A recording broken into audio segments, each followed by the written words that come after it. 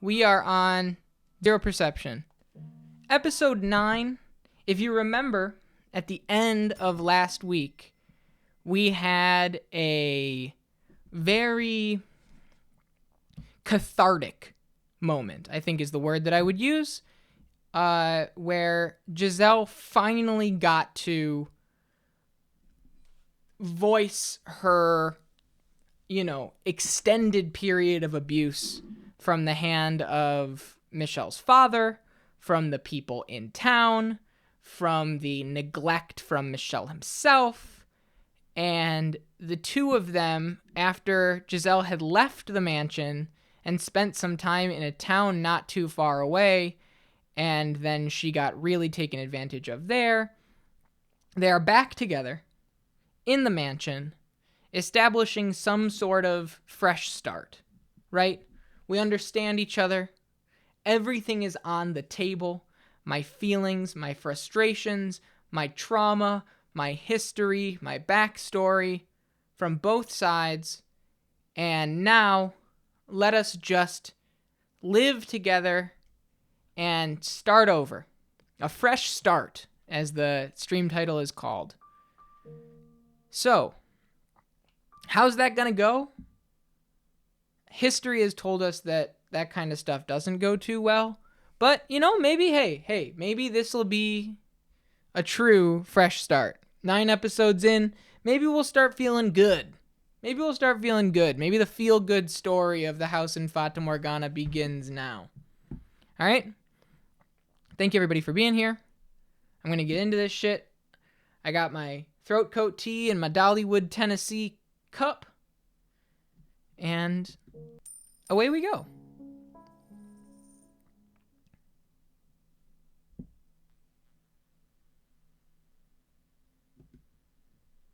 This time, it'll all work out. It has to.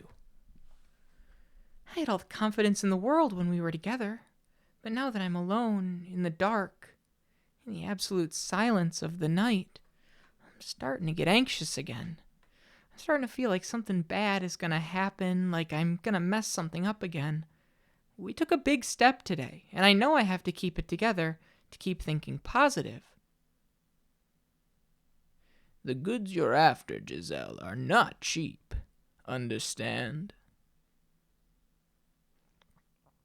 Thus saith the Lord of hosts, the woman hath committed 3 sins. She has lied, she has stolen, and she has betrayed her fellow man. Amade. Man. I hope that's the last that we see of Amade. It's all right. It's okay. There's nothing to be afraid of, Giselle. Whatever happens, you have to hold fast to your faith in the goodness of others. You have no reason to tremble. Yes, come in. That's odd. I don't think I was hearing things. There's no one there. What was that about? Oh, a glass. It's wine. And it's so warm. I guess he heated it on the fire for me? Is that a thing that people do? I mean, like, guy that doesn't drink spotted. Oh, you could have at least said hi. I have a feeling this is going to work out. Heating up wine? That's a thing? Warm wine? Mulled wine is served warm, I think. Huh. I had no idea. Wild. The light shining in through the windows is swallowed whole by the darkness, as if to say our time together never actually existed. We saw it, though. Together, we watched the light crack open the darkness. I'm begging you, please, remember. Please find yourself. Please, Giselle, don't let the things you felt, the warmth that fell over us, remain lost to you. I might have seen it. Seen that most beautiful light. Giselle, but are those truly my memories? Could they not be someone else's tale, like all the others we have seen so far? She was so bright and energetic, and I am neither of those.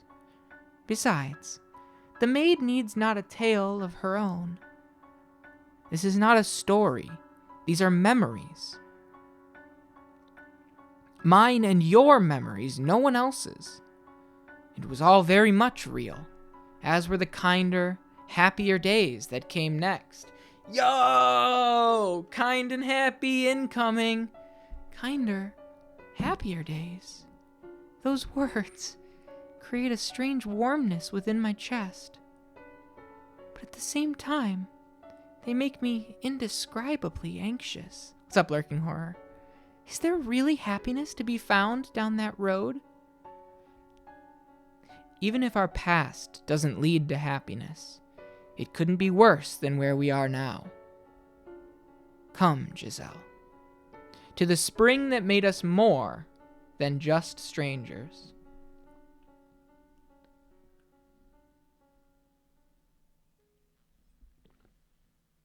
Uh-oh, more than just strangers? Honkers scene incoming. Master? Come on, get up. Up with you. Master!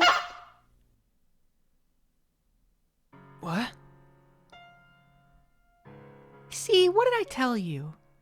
It's so much nicer in here with a little light. Morning. Wait a sec.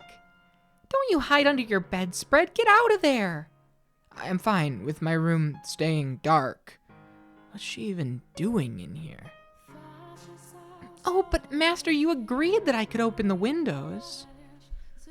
I did, yes. Don't worry, I've put curtains up. If it gets too bright, you can draw them. Mornings take the best parts of being outside and squeeze them all into the same few hours. You don't have to go outside in the sunlight for it either. Just listen to all the wonderful sounds. The joyous songs of the birds, the swaying of the trees, the rustling of the leaves. Am I being as pushy as I feel right now? Kind of. But you wouldn't be you if you weren't, so for now, I won't get on you about it. Also, now that I know your real intentions, no, never mind. I completely misjudged you. You're the exact opposite of what I thought you were. What did you think of me? Let's see. I thought you were cold and cruel, heartless and incomprehensible. But I'm beginning to get a better idea. You try to put on airs, but you're really rather childish. You have a short temper, but can be surprisingly playful. What else? You have a pretty difficult personality, too. There's not a single good trait on that list. Now, hear me out here. That's not everything.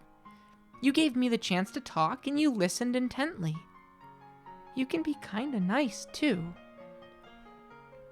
We agreed that we would live together, not just in the same house, so we've got plenty of time to add more to that list. And I hope you can make your own list about me, too. This is just the beginning, after all. We've got a long time ahead of us. Plenty enough to get to know each other, no? Let's not waste any time, then. What do you say we do something today that we haven't been able to before? Where should we begin? Oh, I know. We can get this place cleaned up. You want to clean? Well, now that there's some actual light in here, we can see all sorts of things we'd probably rather not. Like dust all over the place. My vision was still slightly unfocused, having not completely escaped from Morpheus's embrace, but I could see well enough to catch her smiling, brightly. It was the first time I had gotten a look at her in the light. I could see facial features I had missed during yesterday's commotion, and those glittering eyes. Not even a trace of tribulation she had endured tainted her pure jade eyes. She's surprisingly good looking. I'm clearly not myself right now. Is something the matter, Master? I know, you're still half asleep, aren't you? I guess I'm just gonna have to throw my best bucket of water on you. I've had that happen to me as a kid. What is a best bucket of water? I'm awake. Is there something on my face, then? Just far too amusing a sight to wake up to. Amusing? Oh, just get out of bed already. What a noisy morning. Seriously, banger alert, Franco. This is one of the ones. I listened to that piano tune that she listened to in town with Amade, like the one... I put it in the Discord. Really, really, like, probably my favorite song so far to just listen to. I got my first decent look at Michelle's face under the light that morning. Watching him stifle a yawn as he crawled out of bed. All the little details I hadn't been able to pick up on in the darkness. His expressions, mannerisms, and the way he looked at me. I could see facial features I had missed during yesterday's commotion and those vivid, all-consuming red eyes. I was probably, almost certainly, making a really dumb face at him. Is it just me, or is he very pretty? How could I have not noticed until now? Oh, jeez, whoa, I can't even look him in the eyes. Yeah, what can I do for you? Is there something on my face? What? No, Huh? A hair monster? Excuse me? No, your hair, it's really long. Yeah, that's it. Way too long. Oh, is that any way for a servant to speak to her master? I'm just kidding. I don't have any interest in holding your status against you anymore. I see. It's really hard to tell if he's joking or not. So about that cleaning. May I wash my face first? What? You're gonna help? As I just said, I'm not gonna act like I'm superior to you anymore. What are you snickering about? I can't help it. I'm happy. If my hair really does bother you, you can cut it. Huh? I can cut it? Of course. Well, I'll give you the best haircut you've ever had. Oh, but I should warn you, you'll want to stay perfectly still. Listen, I'm a monster with a pair of scissors. My sister always said you were as likely to lose an ear as you were your hair whenever I cut it. Yeah, you stay away from me. Cleaning montage incoming? Is it just me, or is he kinda nice with it? I was shocked at how much more comfortable I felt around her only one day following our opening up to each other. Hold.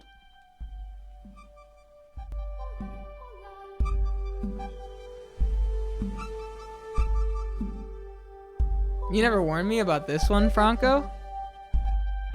What's going on here? This is a saucy track. This shit's saucy as hell. Maybe this was normal and I had simply never felt it before. I didn't know. I had thought it would take years of work to get close enough to someone to be able to have a conversation without picking apart every little detail, but here I was, a day later, already there. Was that how it usually worked? Did people normally get close and draw apart so freely? I didn't find it unpleasant to have someone else around. It was a strange feeling.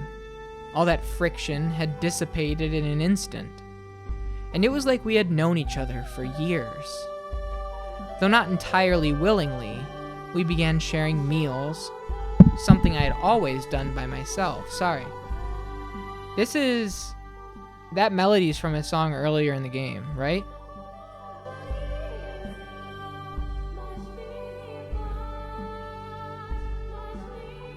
Maybe it's not.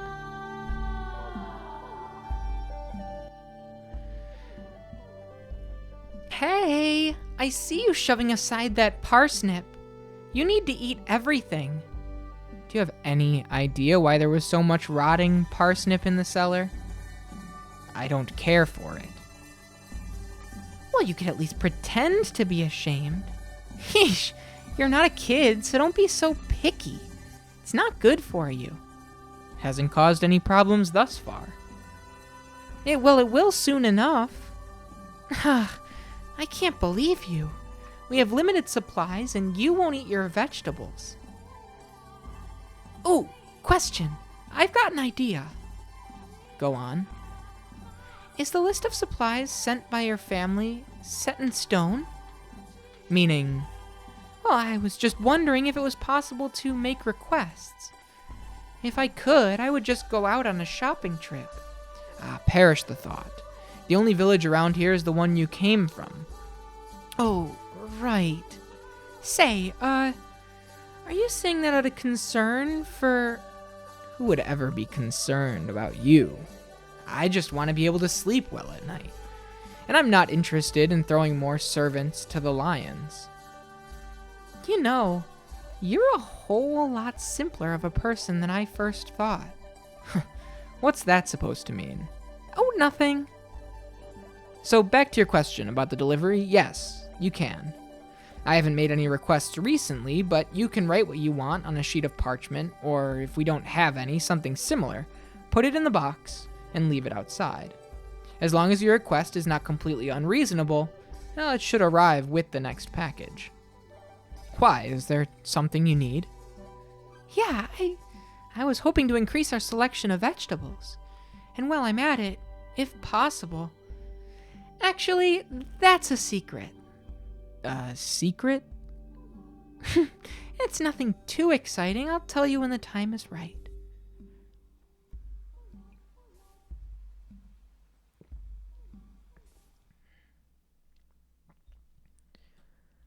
I want lobster, caviar, Japanese strawberries, and Wagyu steaks. Yeah, seriously, just the most exorbitant, especially in 1099 or whenever the hell this is. My relationship with Michelle gradually transitioned from master and servant to something closer to friends. He was still my master, but he allowed me almost complete freedom, and he didn't order me around either.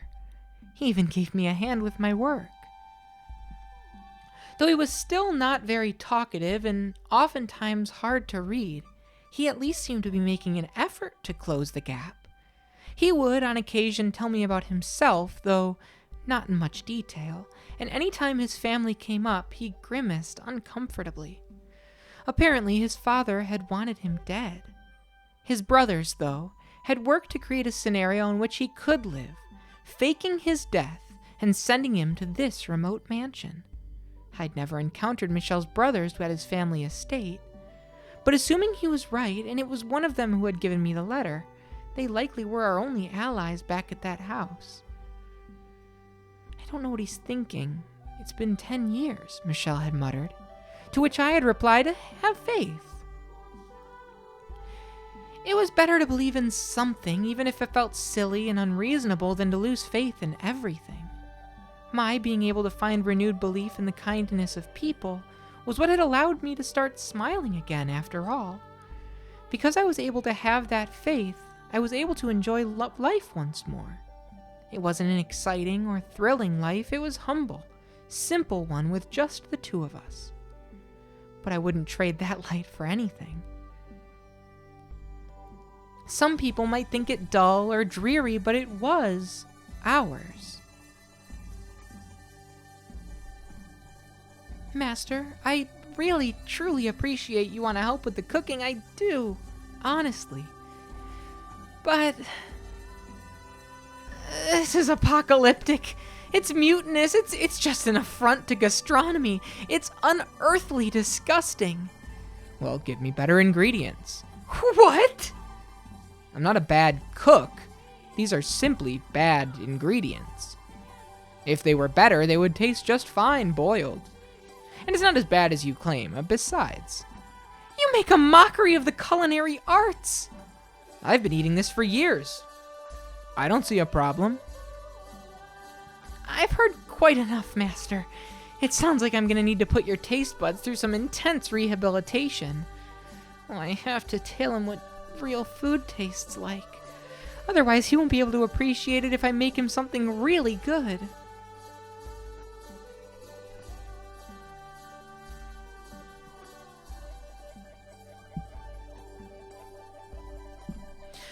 Hold the chair steady for me, will you? I'm gonna wipe down the top shelf. Thanks, Franco. And have a good day at work. Have a good evening. I can handle it.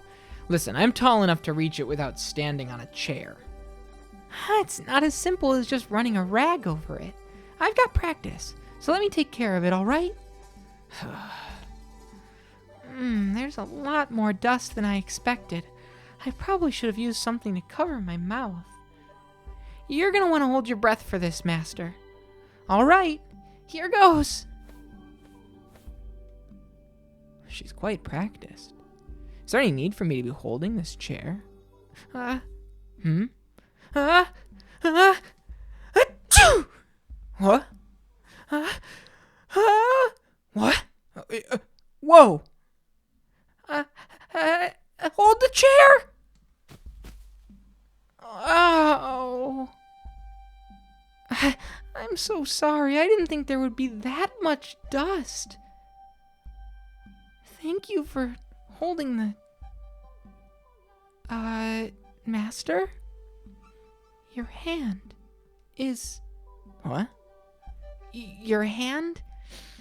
It's on my chest. Uh-oh, this is the episode. Folks, away we go. It was an accident. Oh, right, it was. It's fine, really. It was totally my fault anyway. It's completely, totally fine. Oh, I can't even look her in the eyes. Could this be any more painfully awkward? So, don't worry about it, Master. Honestly, I should be apologizing to subjecting you to that. Well, it's easier said than done. I have to do something about this stifling awkwardness. For one, it was only for a moment. I barely even realized what it was, but, that's not the issue. I need to find some clever way to brush this all aside. Something witty, something that tells her I'm not bothered at all. I'm not concerned. In fact, I see no reason to be concerned at all. It felt like I was squeezing an obese rat. I hardly even perceived it as a breast.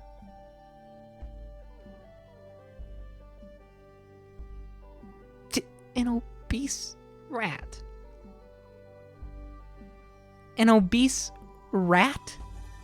What?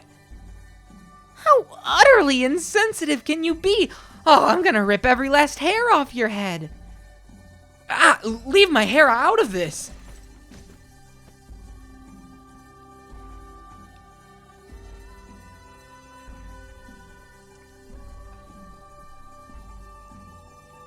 Say, Master, what did you do all this time by yourself? That's an exceedingly vague question. Say when you were really, really stupidly bored out of your mind, what did you do to keep yourself occupied? Meditate? Just how many times have you reached enlightenment? I sometimes played chess, too. Chess? Wait, by yourself? Yeah, I imagined how an opponent might react to my moves and play the other side that way. Like that Pixar short, Jerry's Game. That's kind of depressing to think about. How about this, Master?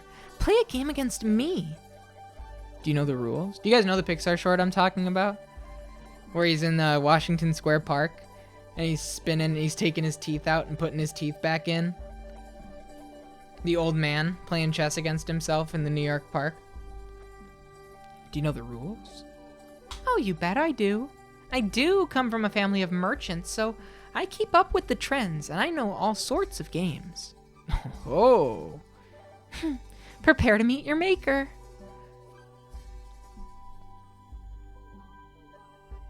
So, who was I prepared to meet again? Come on. Have a little mercy. You trounced me. One more time. I just wasn't at the top of my game. I think it's called Jerry's Game. Geri. So when am I going to meet this maker? What? How? When did you put me in checkmate? I think it's called Jerry's Game. Now I need to know. Jerry's Game. I was right. Here you go.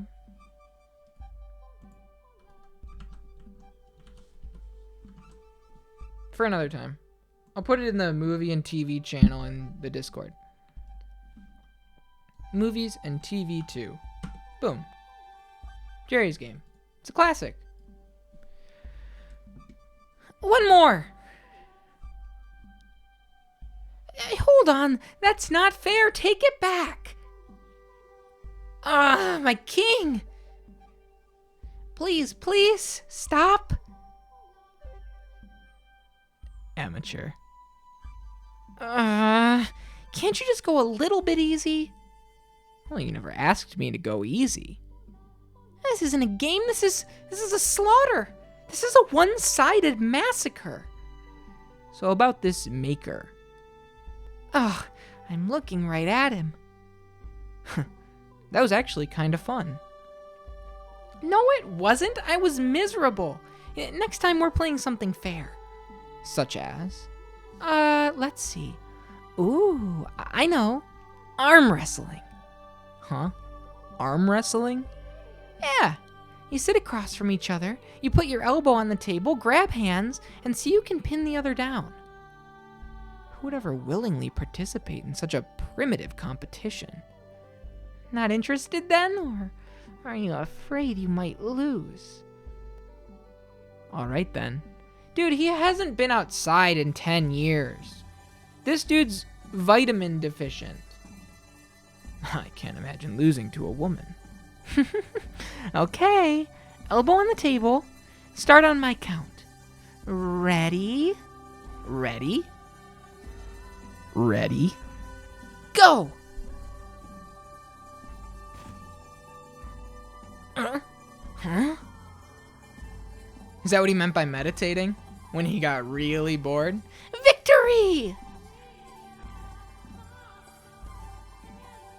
How many times have you reached enlightenment?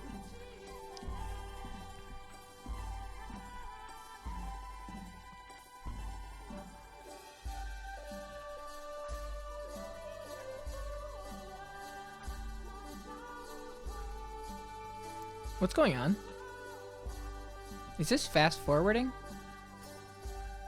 Is this just like a cool like montage moment, or am I? Okay, it is.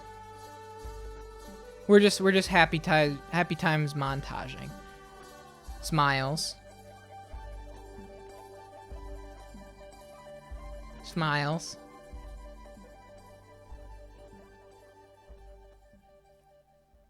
Don't do it now.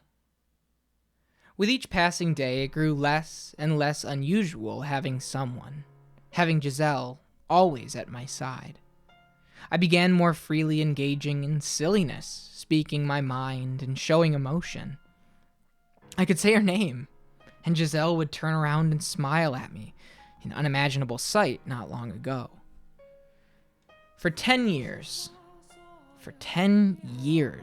I had lived alone. Solitude had been my normal.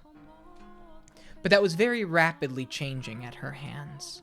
We were continually getting closer, yes, but not in a romantic sense. If I had to describe it, I would say good friends was probably the most apt. time continued to press on, our relationship remaining relatively stable. Eventually, summer came, bringing with it the longest periods of sunlight I had experienced in many years. Then the leaves began falling from the trees, and before long, the world grew cold and dreary. That winter, the fireplace was never without a crackling blaze in its belly. The boiled wine we drank was undoubtedly middling and cheap, but she said with a smile, "I've never had wine this good before." And though I didn't say anything, I felt the same way. The sun set much earlier, and having stopped using candles, we found ourselves habitually gathering around the fireplace when it grew dark.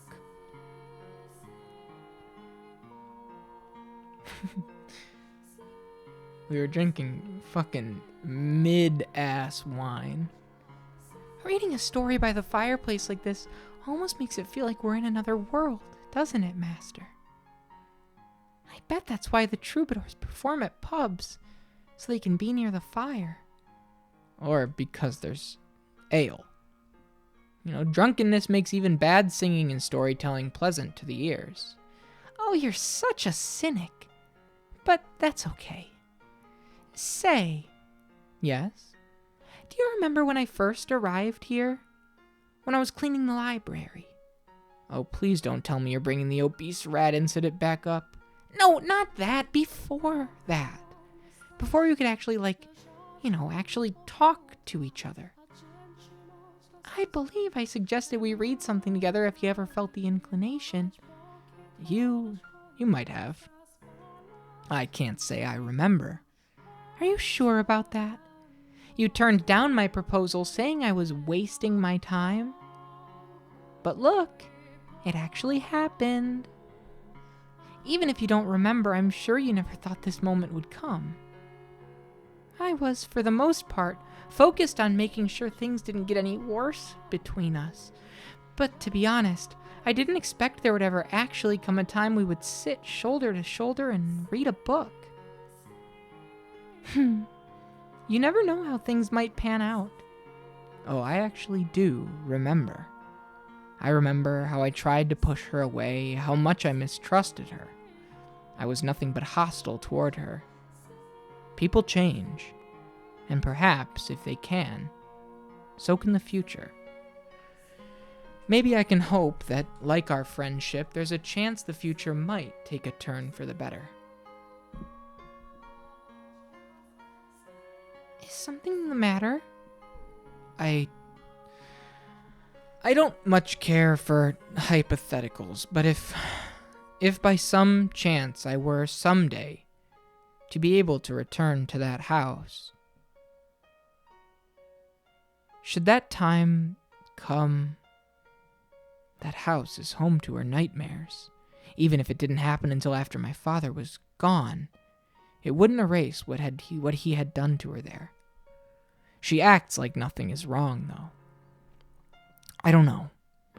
Have her wounds healed, or do they still remain? Should that time come?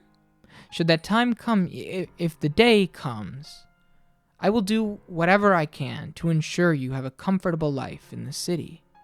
Though I will not be able to inherit the estate, I can work something out. I see. Well, thank you very much. But if you would be comfortable doing so, well, I would be pleased if you were to join me. I mean, as a servant. As a servant? Yes, a servant. We're, short on hands. I see. A servant. Do I really need to repeat myself? Yes, as a servant. All right, sure. I think I will. I would like to accompany you, Master. Well, how exciting. I'm sure a wonderful future awaits us. I pray so. Now back to the story. I believe we had just gotten to the point where the knight set out to defeat the monster and save the princess. I bet he was a big, buff, muscular knight. Let's not talk about how muscular he was. Uh-oh. She let out a gentle laugh, and I thought I smelled something sweet on her breath. Was it her scent, or perhaps just my imagination? I had no way of knowing. We sat so close, even the slightest shift seemed sufficient to allow me to hear the sound of her heartbeat, causing mine to accelerate. Curiosities flooded my mind. What might she be thinking right now? What does she think about me? And as much as I tried to banish them, I frustratingly failed. I was just getting caught up in the moment. I had just briefly lost my way. Though I tried to convince myself otherwise, it was all in vain. When had my pulse gotten so rapid? When had my skin gotten so flushed? I hate to tell you, Michelle, your skin's always been that flushed, buddy. When? How? Why was this happening to me? I thought I had already learned my lesson about having feelings for someone else. Before long, winter retreated and our second spring came to take its place. A full year had passed since we had resumed living together, and I don't think it was my imagination that this year felt much warmer than the last.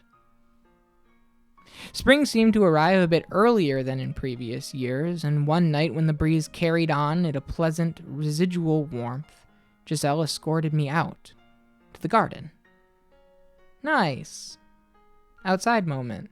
Come on, Master, hurry up. It's the middle of the night. What's so important? I just found it myself, and I couldn't wait until morning. A rose!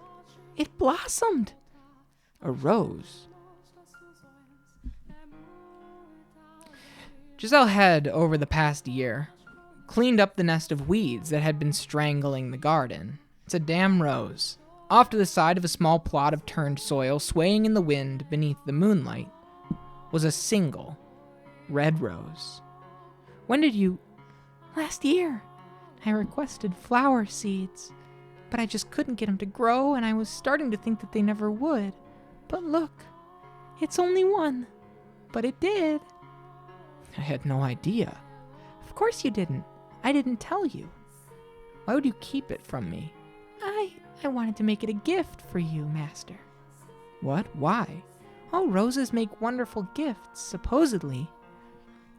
No, that's not what I meant. Why me? I haven't given you anything. Consider it a symbol of my hope that we'll still be this close another year from now. And if we are, then this is yours. I don't follow her reasoning. I don't follow it at all.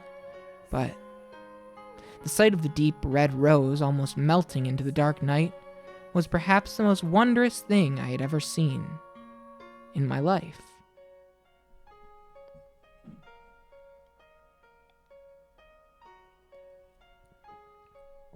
I had never understood why some people found flowers so enchanting. They were always just plants to me.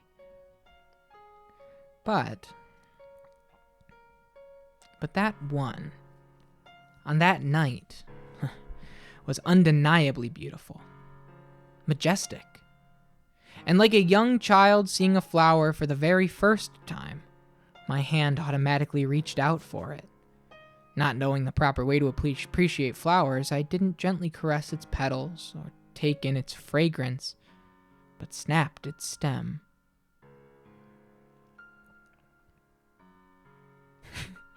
Suspension of disbelief ruined. Takes multiple years for them to grow? Are you for real? Oh, we were doing so well. Everything up to this point, really, like they crossed everything off. They dotted their I's and crossed their T's to make sure it was by the book. By the book, grounded in realism. Oh, you picked it. Are you gonna bring it back to your room? When I finally processed her question, that was when I realized I probably should have left it to grow in the garden. No, Nancy, please don't go. Please. Please don't. From the base of its stem where I had plucked it, a droplet succumbed to gravity and fell to the earth. With it came the delayed realization that I had ended the plant's life. I actually didn't know that, Nancy, to be honest. I had no idea. But it was overpowered by childish possessiveness. This stunning flower was mine. Moonlight trickled down from the heavens, giving a gentle bluish tint to my hands and the smile on her face. You're gonna need a vase then. Give me just a minute. For the briefest moment, the moonlight must have played a trick on my mind. Vase? Yo! Smooth as hell! Michelle, smooth as hell. They call him Smooth as Hell Michelle. Look at this. Huh? Master? What on earth am I doing? A look of bewilderment filled Giselle's face just inches from mine, which hammered in the reality of what I had just done. The thought had just crossed my mind that perhaps her black hair might prove a good backdrop for the rose. But it was supposed to remain a simple fancy. What was that about? An excuse. I need a good excuse. A drawing. A drawing. Right, I would like to preserve it on canvas. What? What? I mean, that a rose on its own does not make a very compelling picture, so I would like to include you as an accessory. Wait, you want to draw me, too? Merely as a background element. You're slightly more interesting than a vase, that's all. I've never seen you draw anything before. I just never got the urge. You know how? Many, many years ago, my brother taught me. I don't think I can handle being a model. I've never had a drawing done of me before. You would probably be better off with just the rose. Well, you gave it to me, didn't you? That means I'm free to do with it as I please. I did. I didn't mean to sound so rude. I had no real interest in drawing the rose. But I couldn't just take it back, either.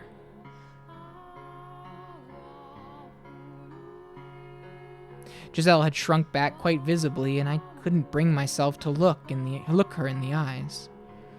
So I fled to the cellar in search of supplies to escape the oppressive awkwardness. At the far wall, I found a rectangular panel of wood and several sticks of charcoal. My materials were obviously nothing compared to what a court artist might use, but I was clearly not going to be able to do the portrait any kind of justice. God, what am I doing? I want to bury my head in the sand. Giselle was waiting for me in the stained glass chamber. It seemed she was still just as uncomfortable as when I had left her. She gave me a fleeting glance before averting her gaze again. If only she would laugh or make a scene like usual, it would make things so much easier. Why did she have to choose now to start acting meek?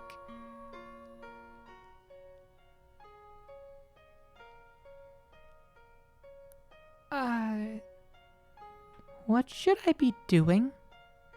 Just stay perfectly still, please. Do you need me to pose or anything? No. Just get comfortable. Look away. Why? That's hard to work when you're watching me.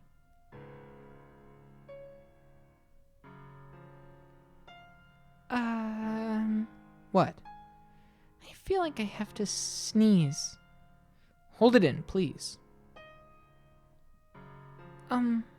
What now? Can I see it? I've barely drawn anything yet. As long as our eyes didn't meet, I was able to observe her, and my gaze was quite clearly not focused on the rose, but Giselle. At first, I had regretted my in-the-moment proposition, but I was beginning to think it hadn't been such a bad idea. Without some sort of pretext, I would never have been able to examine her so intently. I didn't have that kind of courage. This isn't like me. But what was like me? Did I prefer being a sharp-tongued, unapproachable recluse? Was that what I wanted to strive for? Giselle was like a gale. Her mere presence dispersed the gloomy cloud that always hovered around me. And thinking about it, it's practically a miracle that we ever ended up so comfortable around each other. That she's still here, right now. Light from the moon spilled through the stained glass window, taking on a multitude of pale tones before falling on her white skin and jade eyes. I had stopped sketching at some point.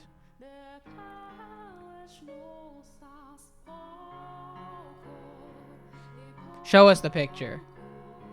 What in the world was going on? One of my roses had finally bloomed, which I thought would put a smile on... Oh, I'm sorry. What in the world was going on? One of my roses had finally bloomed, which I thought would put a smile on Michelle's face. But rather than improve his mood, it made him go all strange. It made him say he wanted to draw something. I had never seen Michelle draw anything before. Ugh, I can't sit still. I tried to sneak peeks of him every once in a while, but anytime our eyes met, he gave me this stern, look that way stare. So I ended up spending a whole lot of time looking at the archangel in the stained glass window.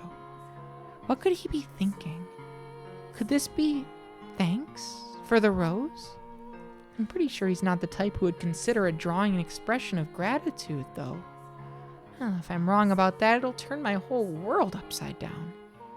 Maybe he wanted to draw me. No, not possible. That would turn the world upside down even faster. He couldn't. We're close, to be sure, but we're not that kind of close. I mean, that makes it sound like Michelle's attracted to me. And there's no way. There's absolutely no way. I mean, he compares me to an obese rat and calls me an amateur at chess, laughing while he crushes me. So that's not what this is it? Oh, yes? If it's too much trouble, you're free to leave.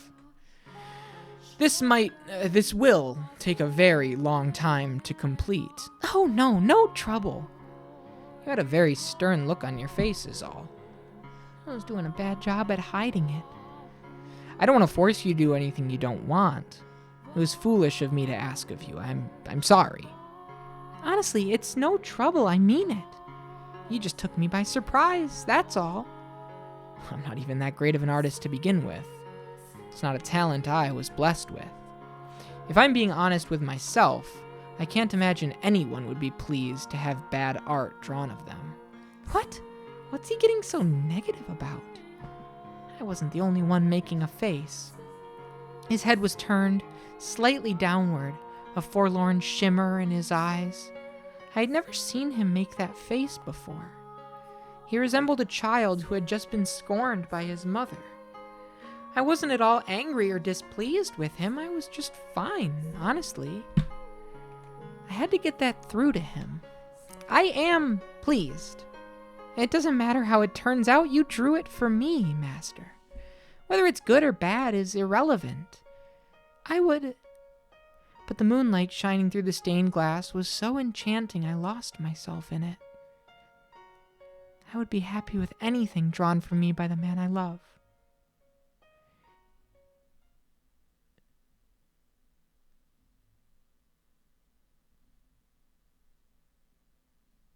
For an instant, time froze. By the time I had realized what I had said, my mind had gone blank and I couldn't form a coherent thought. I mean, like family. You're like an older brother to me. I meant love, like a love for a brother. Hey, say something, Master. Give me your usual exasperated sigh. Come on now. Go on, give me your best good grief and then hurl me out the window. Come on, please. Show me some disappointment. Master? when the wood panel he was using as a canvas and the charcoal in his hand crashed to the hard chapel floor. The clattering was so loud I jumped. I didn't have the presence of mind to wonder why he had knocked over the canvas, or why his hand suddenly appeared to be shaking. Let me help you with that. I stepped towards him. And when I did,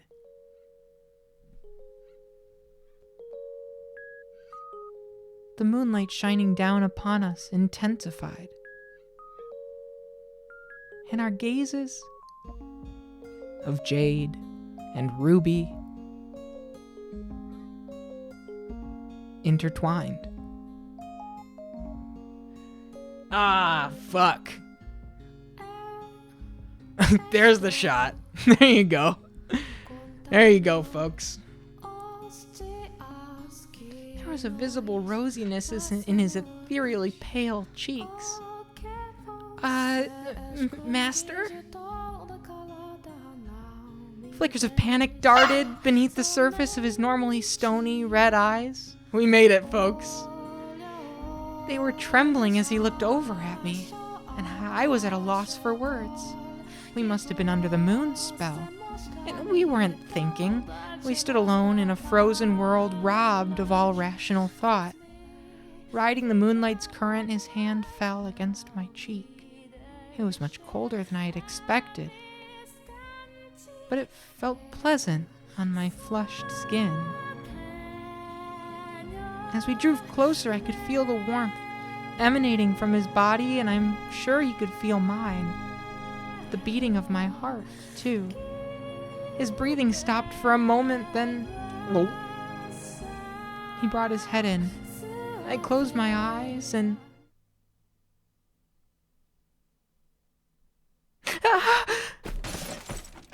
Then I shoved him away with all my strength.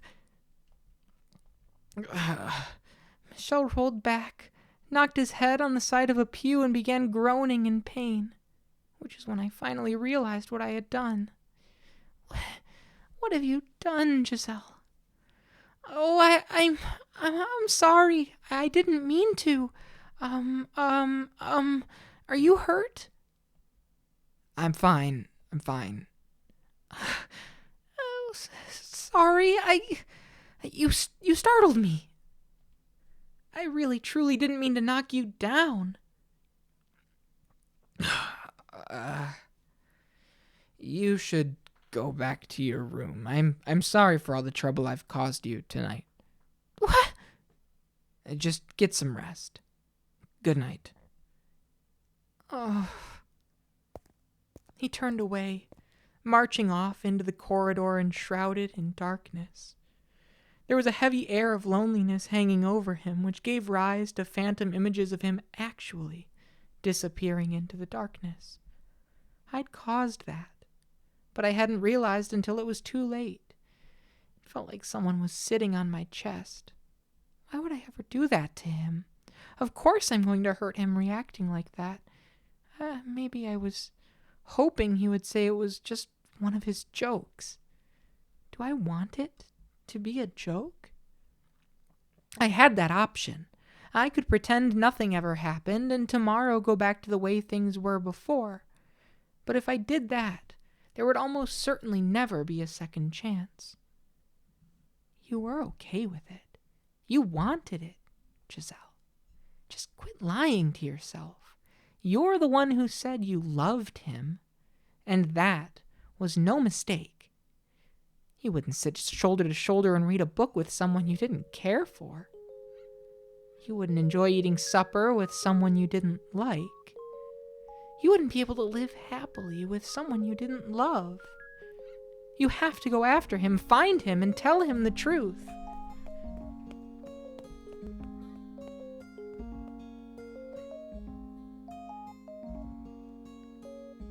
What am I doing, for God's sake? I'm not in my right mind. Something about me was off today. I couldn't control myself. I was saying things I didn't mean and doing things I didn't intend to. I had never meant to do that. But at this point, I had no choice but to admit my feelings. I couldn't pretend I didn't know what they were anymore. How long had I felt this way? A week? A month? 6 months? Or maybe a full year? Had they already developed when we started anew? No, the when didn't matter. It didn't change the facts. I was still attracted to her regardless of when it had begun. But she pushed me away, quite literally. I sighed at myself. Why should I be disappointed? She was nothing like me. I was reclusive and unsociable, and she was the exact opposite. She was the kind of person who would confidently tell someone how she felt. And she had done exactly that. Said I was like a brother. But I hadn't listened. As a matter of fact, could I have been any more presumptuous? I don't deserve to love anyone. It's better this way. Master. Oh, it's happening. Well, folks, if there was any time for it to be happening, we're here. What? What's up, shock phobia? Welcome in. You're just in time. What's up? I told you to go back to your room. Master, I need you to listen to me, okay? What? About what just happened? That doesn't count. You can't count any of that. Huh? That I said I loved you and that I shoved you, they don't count. Right. I was planning to forget that anyway. So don't worry. No, that's not what I mean. What I'm saying is that it's not something I should have said on a whim just because the moonlight was kinda pretty tonight. It wasn't supposed to be so casual. The way I said it doesn't get across at all how much I really care about you.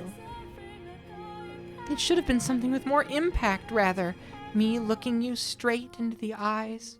My heart jumping around like it's on fire. That's how I should have said it. What are you? I'm saying I want you to give me one more chance. To do it right. Giselle.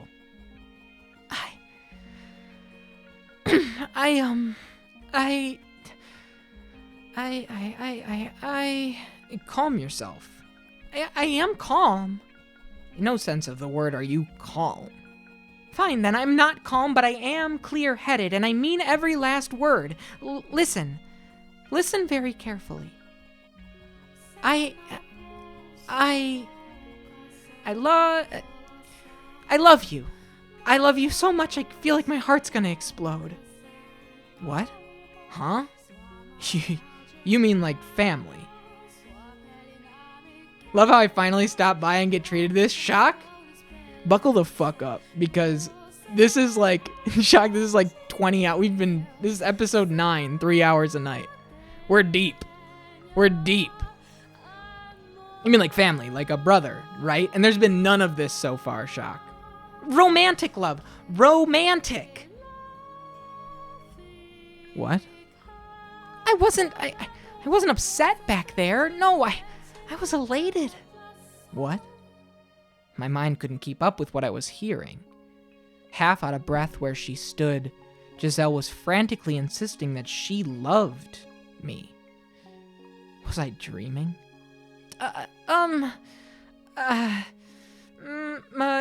Master? How do you... Well, I would like to hear how you feel about me. Assuming I interpreted that correctly, you were going in for a kiss back there, right? Right, so I can take that as your answer. Giselle looked up at me with bleary eyes. She had feelings. For me. It was a miracle. I could hardly breathe. It felt like someone had stuck their hand in my chest and was squeezing my heart. I just had to say yes, and a smile would spread across her face. I could bring her joy, and all it would take was a single word. I had no real reason to say no. My happiness was standing right there in front of me. I mean, what more could I ask for? All I had to do was reach out and claim it for myself. I had tried to do exactly that in the chapel, and I could do it again. I loved her. I mean, I was a twisted man, cast out of the world, left with nothing. I had no way to make her happy, but still, Don't tell me you've forgotten what you are. Tell me! There was no moonlight to give me that nudge. Do not feel that way about you. What? There's your stray fucking bullet right to my heart.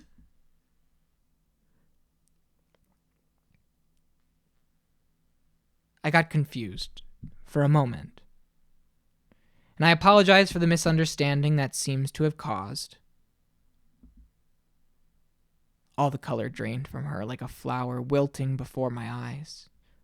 A heavy sigh spilled from her lips. Her jade eyes swayed lifelessly back and forth. I hadn't thought mere love could possibly have such weight, but she looked as though I had just told her she was to be executed. I see. I'm sorry. I let it get to my head. Sorry for making such a racket. Really, I mean, God, what was I thinking? I got way ahead of myself there. Her faux energy hurt to watch. I had hurt her, and this was the result. You wanted to protect yourself even if it meant hurting her. But look where that got you. You would have been better off just going with it. Because when she learned the truth, she would have pushed you away anyway. I'm sorry, I'll be going now.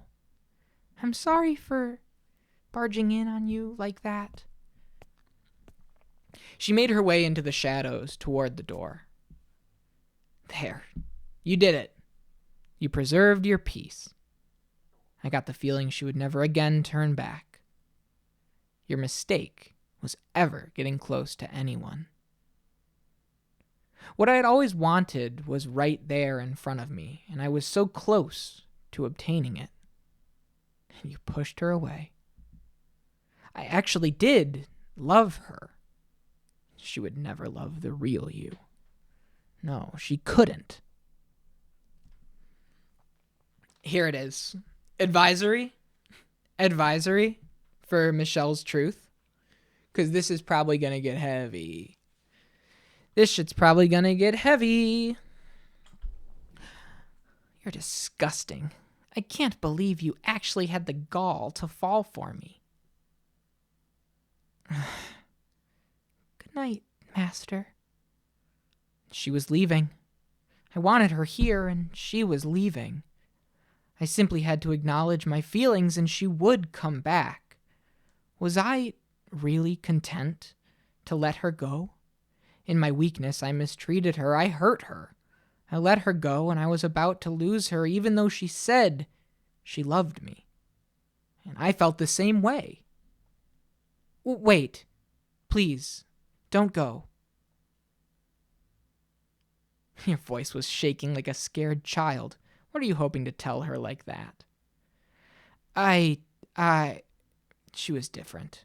She absolutely was nothing like anyone in my past.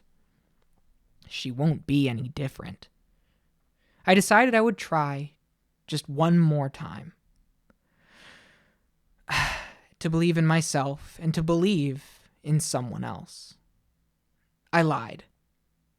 Giselle, from the bottom of my heart, You'll regret this.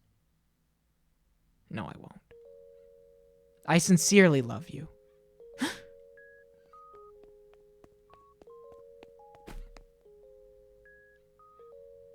The fragrance of the rose enveloped me. Her arms, wrapped around my chest, were both imbued with strength and shaking like mad, as though the slightest touch might shatter them. Why didn't you just say that in the first place? She said in a quavering, sniveling voice just inches from my ear. Shock, I feel like I need to give you like a little tiny bit of context. And now that I saw the Moss Floyd emote, I think I'm ready to like give it. This is The House in Fata Morgana. This is a full-length visual novel that is in Metacritic's top 50 highest rated games of all time.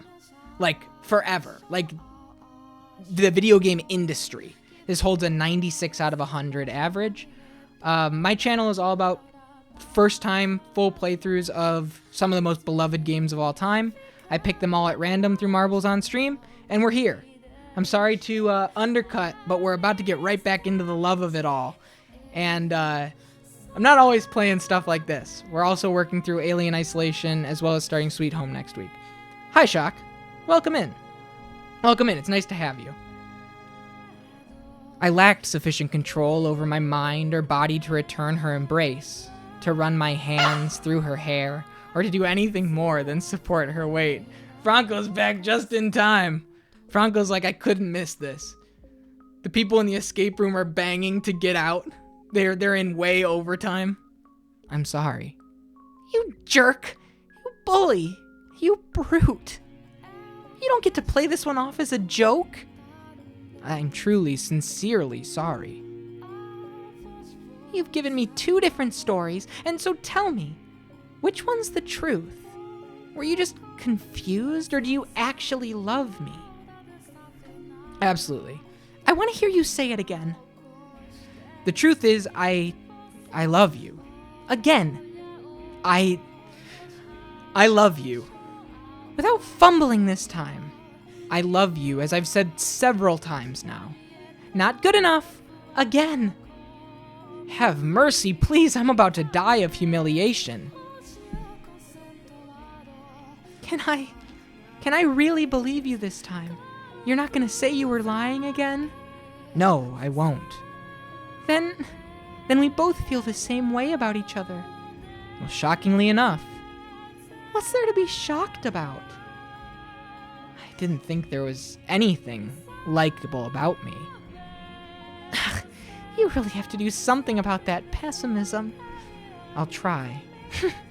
Well, I'm in heaven. Oh, I'm so happy I could cry. You already are. You are.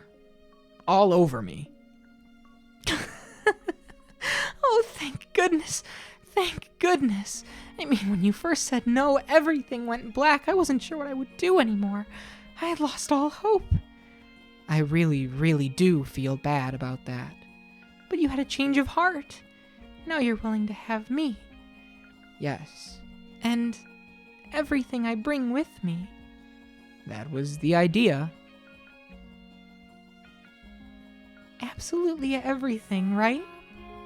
Hey, you're pushing that point rather hard. I have a request. It's something I don't think I could ask you at any time, but now, while we're in the moment. I'll do anything, so long as it's within my ability. Tell me, what is it? Will you look at... God damn it, Franco. My naked body. What? More specifically, my scars. Oh, okay. It's tender. It's tender. This is a very, very, traumatic experience that she had. She was repeatedly abused by his father. I'm so sorry for the honk then. No, hey, it's okay. We didn't know. That was a very, very well timed dialogue box. They could have fit it. You are going to have to see them eventually, in which case, I would like that to be now. Just a tad too soon. Just one text box too soon. A year ago, I had refused to look at her scars. I had been certain I wouldn't be able to accept what they had represented, the abuse my father had subjected her to. If possible, I would have preferred never having to face that. But I, more than anyone, needed to know. It was my responsibility. I had to accept reality, not grimace or avert my eyes. I had to face up to what had been done to her. Okay.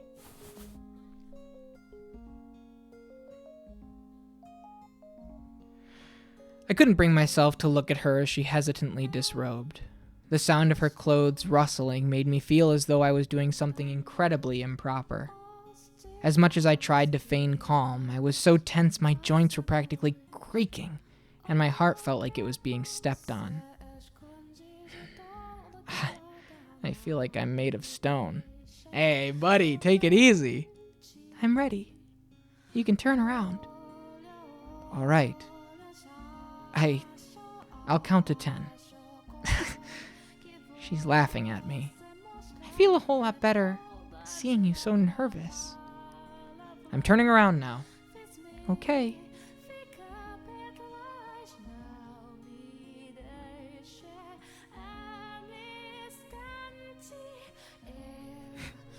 Alright, it's not that horrible. I turned off the screen capture. Ready? Bump. Her head was tilted down just enough to keep me from making out her expression, but she couldn't hide the pink flush spreading across her cheeks. It contrasted well against her white but not excessively pale skin, as did her jet black hair. This is what the one review is talking about? Yeah. Sorry, it's not anything nicer to look at. In what way was this not a pleasant sight? I had never been more entranced by anything in my entire life. She was stunning. I had no measure of comparison, but I was certain the same sight of any other woman in the world would not have had the same effect on me. Just totally captivated by those obese rats. Dude, that's perfect. Absolutely perfect emote use. I could say as much with confidence despite having never seen another woman nude. Hypnotized, I couldn't take my eyes off the gentle curves of her body. Were I more socially inclined, perhaps I could have told her she was pretty, which perhaps would have brought a sheepish smile to her face. I gotta do one.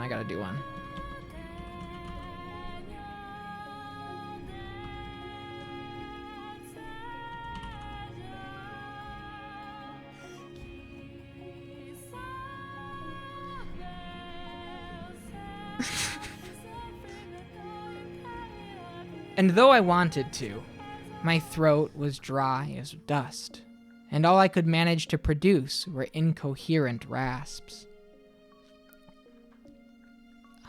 Please say something? I'm hideous, aren't I? I'm unclean. You're not hideous. You mean it? I mean it. Why would you think so? Because You are not unclean, not in the slightest. You mean it? I do. Even seeing this. Giselle's eyes slid downward, a trace of fear lurking just beneath the surface. Following her lead, I dropped my gaze to her lower body. And there, I saw her scars. Swollen, red and black gashes, still not healed after more than a year, defiled her white flesh. As she had described for me, the lines were arranged to form letters carved into her skin. Oh, right. This is what... Oh, man, I totally forgot that was what... Oh. Ah. So that's why she said I would have to see them eventually. My instincts told me these were wounds she would carry for the rest of her life. I felt nauseous. No, it's still the same image. It's still the same. We're still looking at the exact same image. I'm just seeing if I can apply like a light blur filter for you guys through an effect, just in case I get... It's but more so for YouTube, I suppose it probably doesn't matter. Put the kid with the books on it? Sure. Good idea. We'll hit one of these.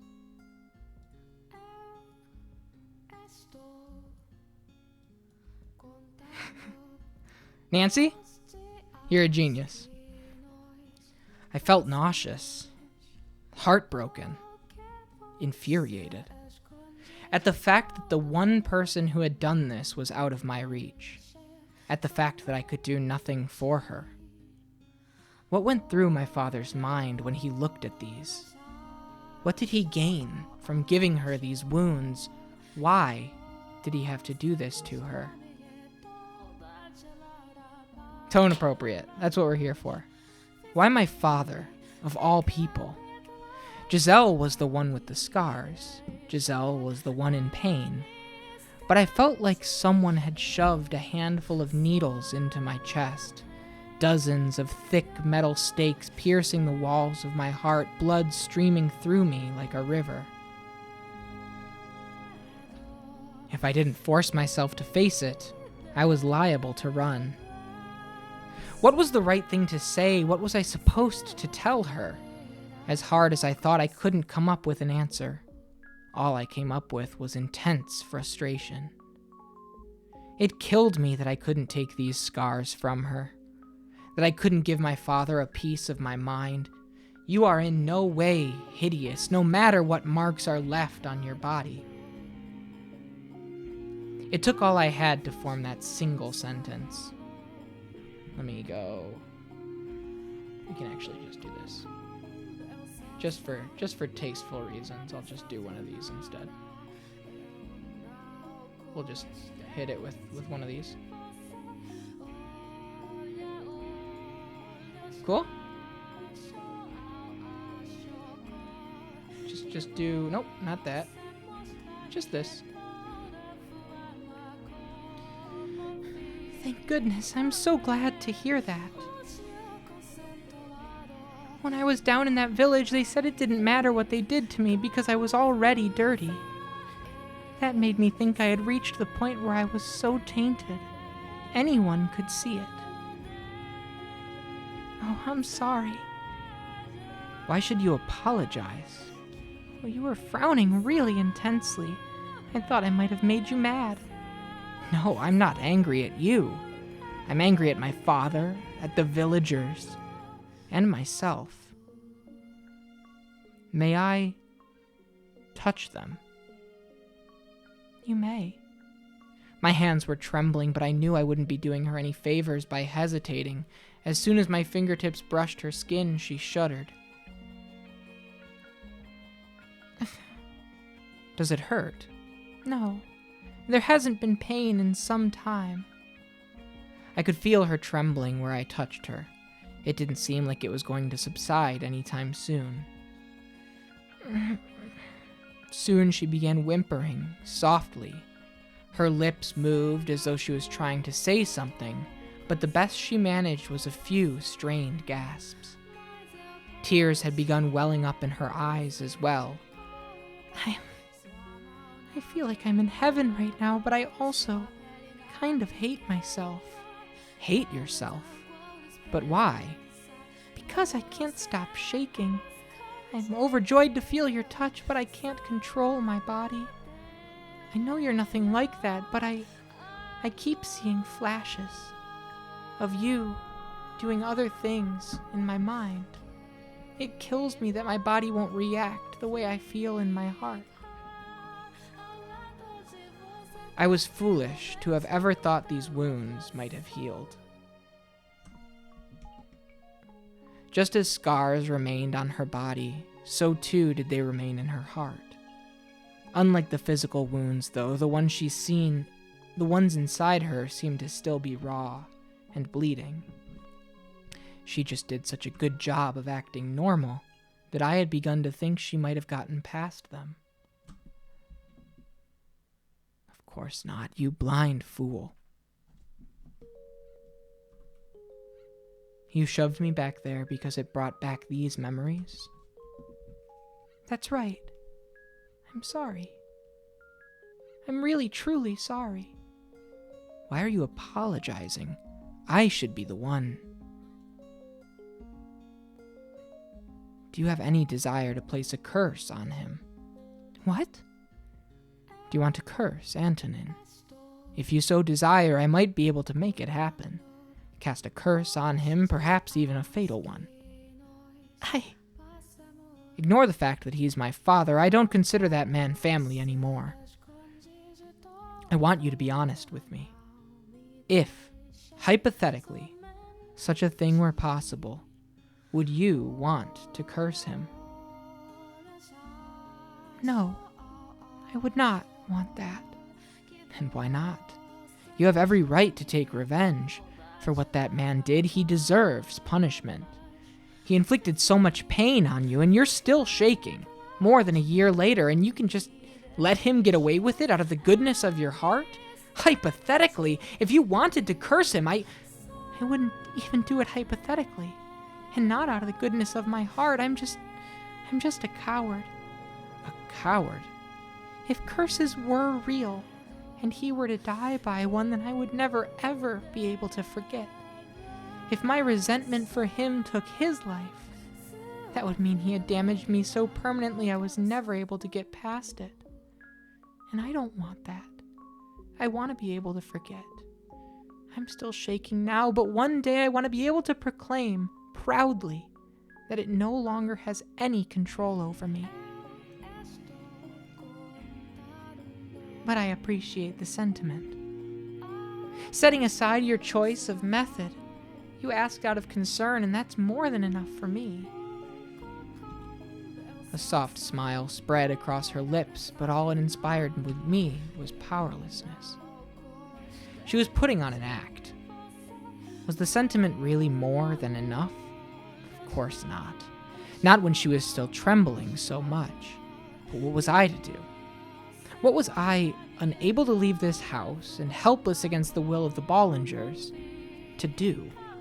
I was incapable of assuaging her pain, wasn't I? I couldn't do anything. Could I? Before I throw in the towel, I need to take some real time to think, to stop running from the problem, to figure out a real way to give her what she wants that doesn't involve curses and angry words. There has to be something only I can do. Giselle. I took the hand that had been tracing her scars and I slid it around her waist. Even now, her trembling showed no signs of abating. I will never, the one thing I could do, hurt you again, was to wrap her trembling body in my arms. I want you here with me, and all I ask of you for now is to be at my side. You can be scared, and you can quiver, but please don't apologize for it. Please don't feel bad about it. I promise not to turn my head away from your pain. So I ask of you, try not to keep it buried. I have no power or influence, and I don't know all the right things to say. I'm a man with nothing to his name, but the one thing I do have is a heartfelt desire to do whatever I can for you. As soon as I tightened my grip around her waist, she lurched forward, throwing her arms around me. Muffled whimpers resonated against my shoulder where she had buried her head. Eventually, they grew into unfettered sobs, and my bedchamber was enveloped in the sound of weeping. She cried like a little child. The usually strong-willed, cheerful, optimistic Giselle wailed from the depths of her soul. This past year, she had constantly been nudging me forward. It was always her leading the way. There had undoubtedly been moments where she wanted to cry like this but couldn't. So starting now, I was going to try and support her too. I was sure I would mess something up as I had little experience being caring. I would probably anger her, probably stress her out, and probably make her cry. But I had found my resolve and I had overcome my hesitation. I was sure I could do it.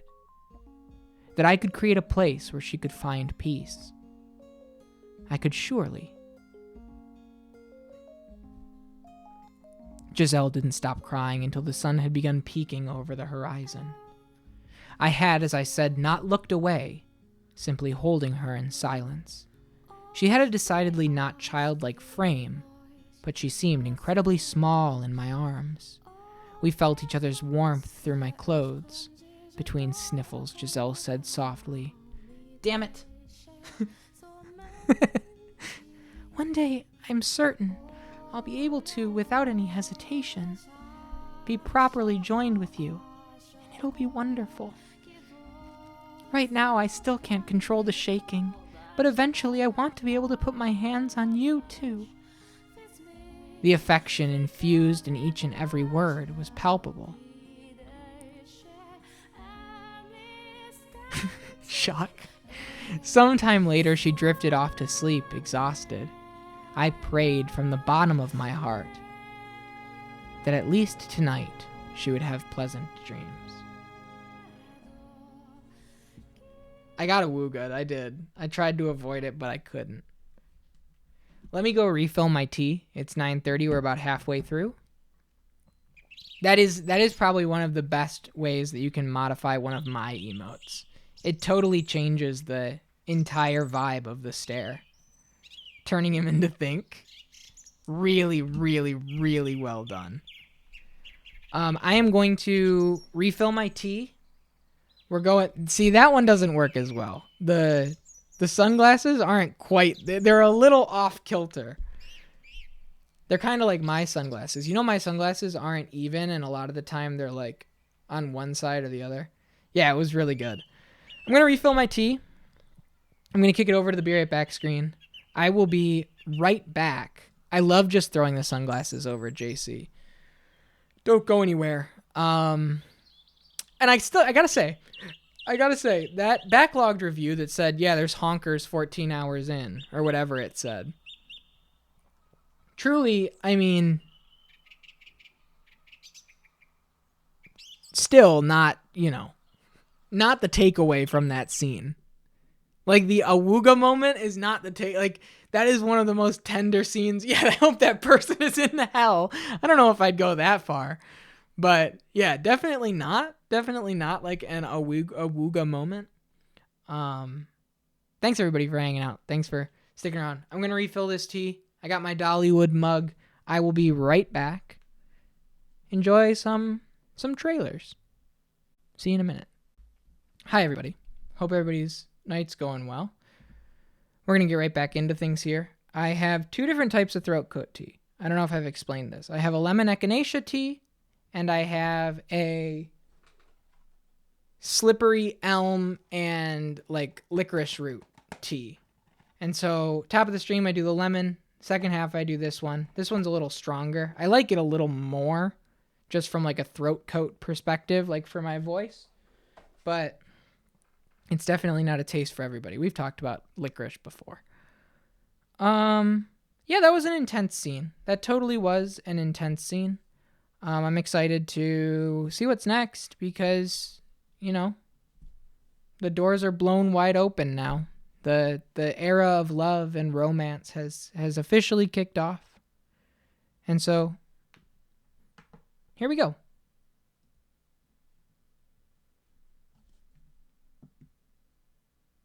Morning. No. Afternoon? Master! Ah. Good morning. Good morning. Oh, come on. Put a little more oomph into it. Same Giselle as always. I must say, last night was something, Master. I didn't know you had that in you. Oh, just thinking about it. Ow! Hey, that hurt. What was that for? I was struck with an insatiable urge to whack you. Whatever happened to your heartfelt desire to do whatever you can for me? I don't think hitting me counts. You're tough enough to get over a little bonk. You were being so nice yesterday. Where did that all go? So, would you like to explain why you're making dirty jokes first thing in the morning? Yeah, just I was just trying to lighten the mood to hide my embarrassment. Fair enough. All right, but could you not joke about that in the future? I didn't actually do anything to you. No, you didn't. Sorry. Say, could I ask you something? Yes. You hardly ever use my name. It makes us feel so distant. Could you do something about that? Maybe?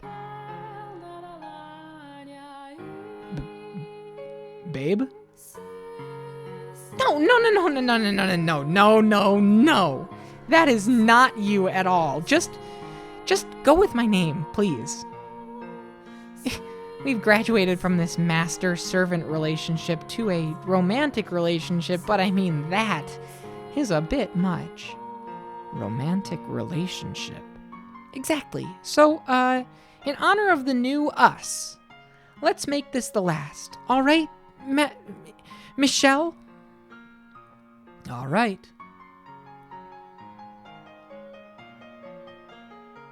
At the time, the light that had entered our life seemed unreal and fantastical, but I prayed that it would indeed last.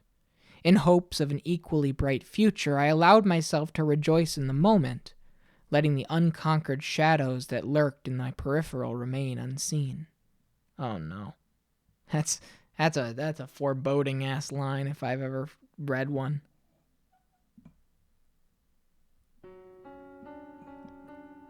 Blackness consumes the once colorful space. Giselle stands before me, as she did within the door, but I struggle to reconcile the two scenes. They are both real. They are both her. The lively, spunky girl of the past and the lifeless girl of the present are both Giselle. As different as they seem, they are both her. The lady on the side, and not only is the lady on the side here, the lady on the side is Giselle, hundreds and hundreds of years into the future. Why don't we stop there? It was a wonderful story. They overcame their troubles and lived happily ever after. Is that not good enough? It could not be worse than where we are now. All we have to do then is erase the now. Throw everything away and start over from where it was better. You were able to bear them because they weren't your tragedies. And that goes for more than just me, actually. As a matter of fact, those words apply even better to her than to me. The ending is already set in stone. It's already happened. What point is there in watching it again? All that accomplishes is making me relive it all. The ending has not been written. We are both here now, which means our end still lies ahead of us. Then, can I ask you to promise not to let go of my hand, no matter what? No matter what happens, you mustn't let go of my hand. Now I understand. That was a request, even if she didn't perceive it as such. In place of a verbal response, I squeeze her hand in mine. I know where this tale is heading. Toward tragedy. All the other doors we visited ended in tragedy, and ours is no exception. But perhaps what's waiting at the end of this one is even more dire than I imagine. The door to our past swings open once more, behind which lies the end of me and the beginning of her.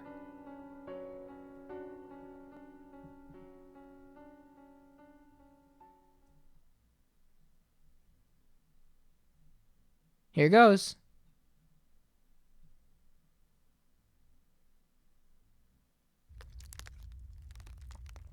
A month had passed since the night with the rose.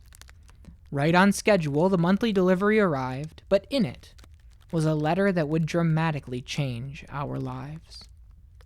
My father, Antonin, had fallen ill and died. I presumed it was the witch's doing, but she was silent, refusing to respond to my questions. If it wasn't her, then he must have died naturally. It seemed more than a little tasteless to celebrate someone's death, but good taste and reality do not always agree. I was extremely relieved to hear the news. The man had raped Giselle, he had tried to have me killed, and now he was gone from this world. I had been waiting for this moment for years. His passing had another effect as well. My death could be revoked. Many years ago, my brother had told me that when he succeeded our father, he would welcome me back to the Bollinger estate, and I could be part of the family once more. Which meant this letter signaled the end of my banishment.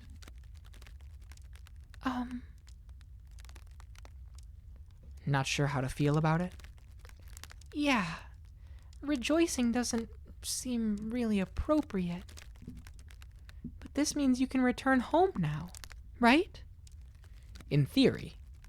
My brother is set to take control of the estate, so he should be accommodating. I'm going to write a letter. Have them send us a carriage. It is much too long a distance to walk. All right. Oh, I'm excited.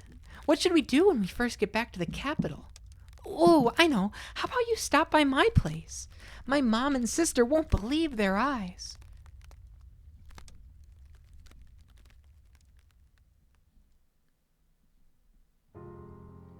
My time in this mansion was almost at its end. The future I had only vaguely envisioned was now within my reach. I had always spoken of this moment predicated with eventually, like it was some kind of unobtainable fantasy, but now that it was practically a reality, I realized I hadn't actually given it much thought.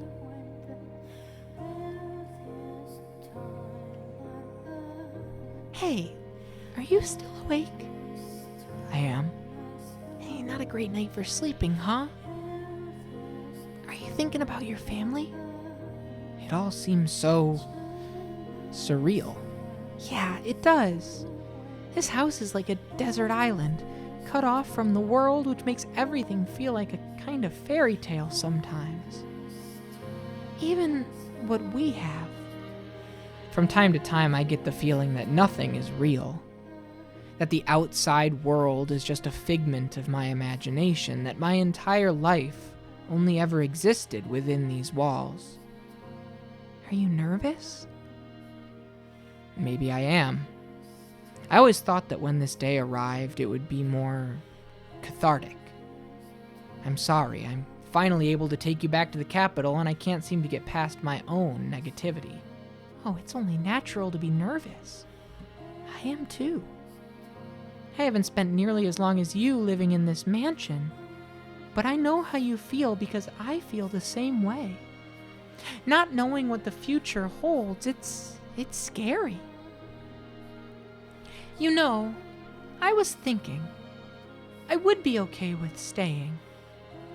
I mean, I would love to return to the capital, and I miss my family dearly, but even if I never get to see them again, in no way would I consider myself unhappy.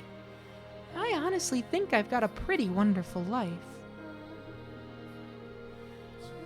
If you're not comfortable going back to that house, and you're just saying you'll endure it for me, Giselle, there are other paths we can take. You could live with your family, or you could remain here in the mansion. Oh, not at all. No, I want to. No matter where I go, you'll be there with me, Michelle. It's true, I am nervous not knowing what the future holds, but not in a scared something bad might happen kind of way.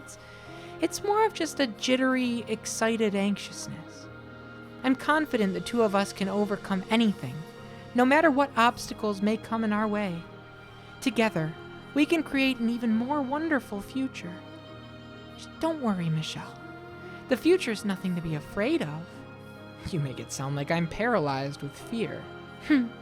But you are, aren't you? Hey, now, don't give me that look. Once again, she is the one pushing me forward. I will make sure you have a good, happy life. Thank you. What? Oh, nothing. I'm feeling kinda sentimental. Thinking about how we've only got a little time left here. I mean, it wasn't perfect, but it was a very important part of my life. Indeed. Say, Yes? well, I think I could handle it right now, probably. Oh, use your head, you little... I don't follow. Ugh, how can you be so dense? I mean, touching and so forth. Take the next step. I'm saying, I'm feeling up for that right now. It's not proper for a woman to bring up that subject, is it? But I did kind of ask you to wait, and I feel bad leading you on for so long. Yeah, I'm sorry. You're shaking. I'm just really emotional, that's all. You don't need to force yourself if you're not ready. I can wait as long as you need. Besides? Never mind. It's fine. There's no need to rush things. You don't need to worry. Yeah.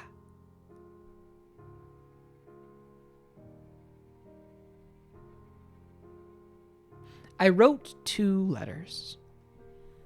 One to my brother, and one to my mother. One so Giselle could return, and one so I could be myself.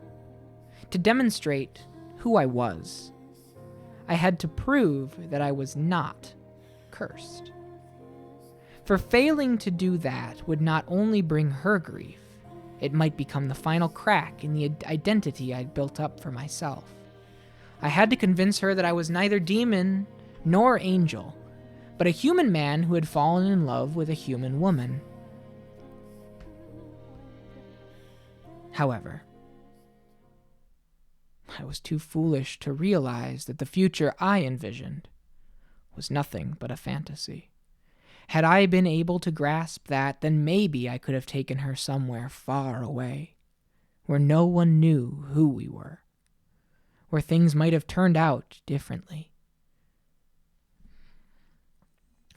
Shock. For context, there's been nothing stated directly, but there has been a lot of hinting and little conversational clues from other characters that Michelle had been cast out of the mansion and his death had been faked, and his brother had kind of helped him establish this hideaway in this mansion very far away, because Michelle is trans. A trans man was born a woman. Was born, with female parts. But that's why, like, the fumbled bag, there's like a layer of, there's like another layer of like kind of fumbled, but at the same time, like an uncertain kind of anxiousness to hide, his curse, right?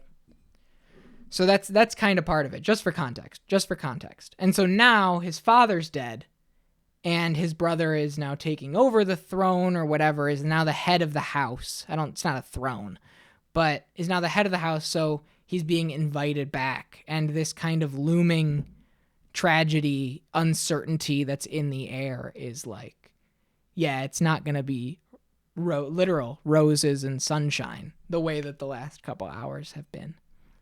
What's up, John? It's been really foggy out lately. I'd rather if we left when it was clear. It would be terrible if the coachman rolled the carriage because he couldn't see where we were going.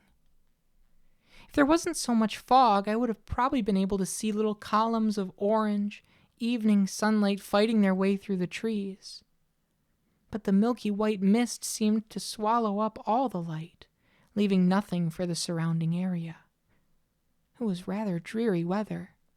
I wonder when they'll be here. Although, if they never do show up, that's okay too. I was finally able to return to the capital with Michelle, to see my family again. and that was wonderful. It was like a dream come true. But it wouldn't disappoint me if that didn't end up happening. I didn't care where I ended up as long as Michelle was there with me. That's all that matters. I should probably close the windows. The coach isn't likely to show up at night, I don't think. I reached my hand out to shut a window, which is when I saw something wavering beyond the heavy mist. Light. And it wasn't just the one. Looking closer revealed several more flickering spots. They moved up and down, slowly but rhythmically. As more and more came into view, my mind began seeing them as people, carrying torches. Oh, no. They're coming this way? Could they be our escorts back to the capital? Though, what? As soon as the thought, there sure are a lot, popped into my head, something whizzed past my cheek. What? What was... Huh? What? It was an arrow. Giselle! What? The arrow had flown through the window and pierced the opposite wall. Had Michelle not knocked me out of the way? Giselle, are you okay? I'm fine. But what? What's going on? Never mind that. Right now, we need to run. Huh? Wait, Michelle! Now, there's no time to talk. Stay out of sight of the windows. Got it. He grabbed my hand and broke into a run. A relentless storm of arrows showered through the windows we had worked so hard to get open a year ago. This wasn't what we had gone through all the effort for. Dude, what? Just watched my local soccer team win the Awesome. Shout out to your team. Once I open the front door, run. We have to get as far away from this house as quickly as we can. What was happening? Why did we have to run? Why were those people firing arrows at us? With the wave of questions came a wave of fear. I couldn't say anything. The sheer terror had frozen my jaw into place. Get ready. I nodded, squeezing his hand tight. I knew it would just be another obstacle to his safe escape, but I didn't want to let go of his hand. I was afraid that if I did, I would never be able to hold it again. Yeah, seriously, Franco, what?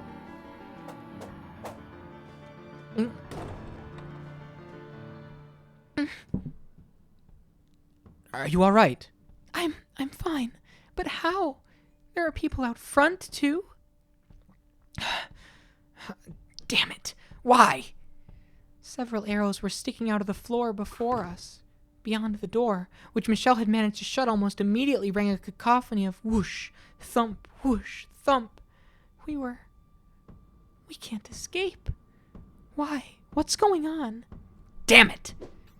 With a deep scowl, Michelle barred the door, and all the while the arrows kept flying. Sorry for that little burp. The panic in the air kept growing thicker. I don't understand. How did they... Only a handful of people even know about this place.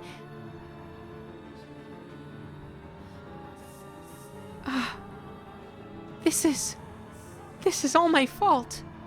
It's because I told the villagers about this place. They think a demon lives here, not a human. So they're here to tear down the house. They made weapons, bows, just for this. I don't. There was a deep rumble and the ground below us shook. I almost fell to the floor. They're trying to break down the door, it seems. Michelle, I'm so sorry. This is all my fault. Because of what I did. No. What? It's not your fault, it's mine. Michelle.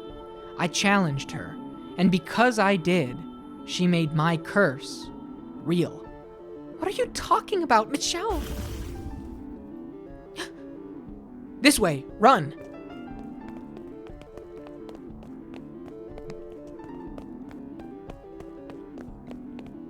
Michelle dragged me through the mansion's corridors until we reached the chamber with the stained glass window. At the far end of the room sat a small door. Where does it lead? I had been aware of the door's presence, but I had never gone inside of it. Something about it seemed somewhat different than the rest of the house. I wasn't sure how to describe it exactly, but it felt like shadows had taken root here. The observation tower. A tower? But if we go up there, we're putting ourselves into a corner. It doesn't matter where we go, they have us trapped. But there's a chance that up here. He didn't finish that thought, however. He opened the door, leading me into the tower, his face deathly pale.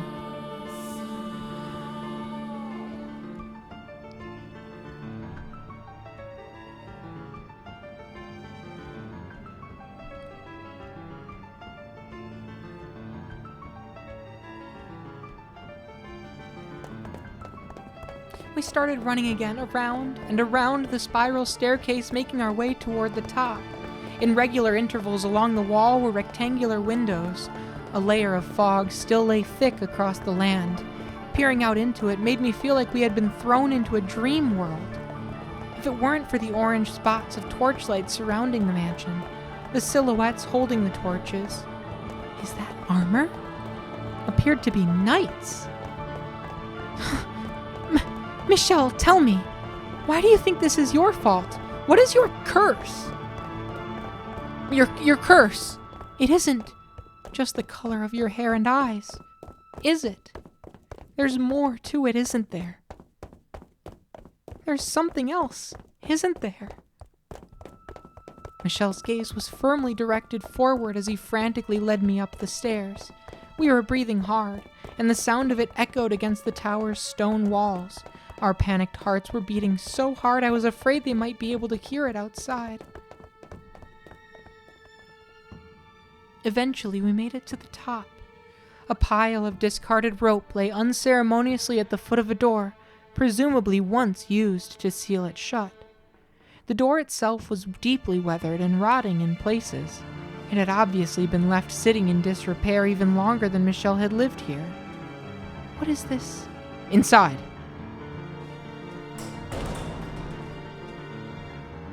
Frigid air nipped at my skin, and it wasn't a pleasant, refreshing kind of cool, but a bitter, oppressive cold.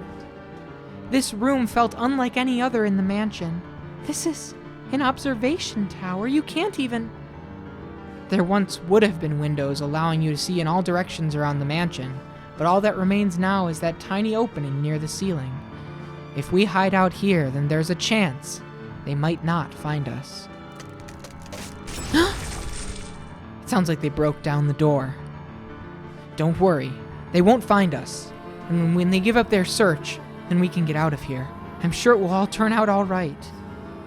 Michelle's voice was quivering, as was his hand in mine. Michelle. We huddled together, feeling each other's warmth in our arms. My free hand clenched his shirt for dear life. I'm sorry. What? I'm to blame for this. It's my fault you're in this mess. The pain you had to experience, your being sent to this place, and what's happening now can all be traced back to my being born. I'm so sorry. Why was he apologizing? What did he insist was his fault? Why didn't he just tell me what this curse was? Why were people trying to kill us? Right. Those people were trying to kill us. Putting it into words like that made the fear that much more real. The arrows they fired weren't threats. They meant to kill us. Michelle. But with Michelle trembling in my arms, I couldn't bring myself to ask those questions. What meaning would those answers even have with death lurking so close behind us? All I could do was pray. Pray that he was right, that they wouldn't find us and would be able to escape. However... Over here! There's a door! And stairs leading up! My hopes were shattered by the sound of voices from below. I could hear a clanking of armor. Yo, thank you, John. Our grips on each other were tightened, and our trembling intensified. Fear swelled within the tower, making us its slaves. Giselle. We were both terrified. And who wouldn't be? Fairy tale heroes could be magically courageous in the face of overwhelming danger, but they weren't real. The fear of my impending death, drawing nearer and nearer with each passing moment, almost drove me to madness. I couldn't think clearly.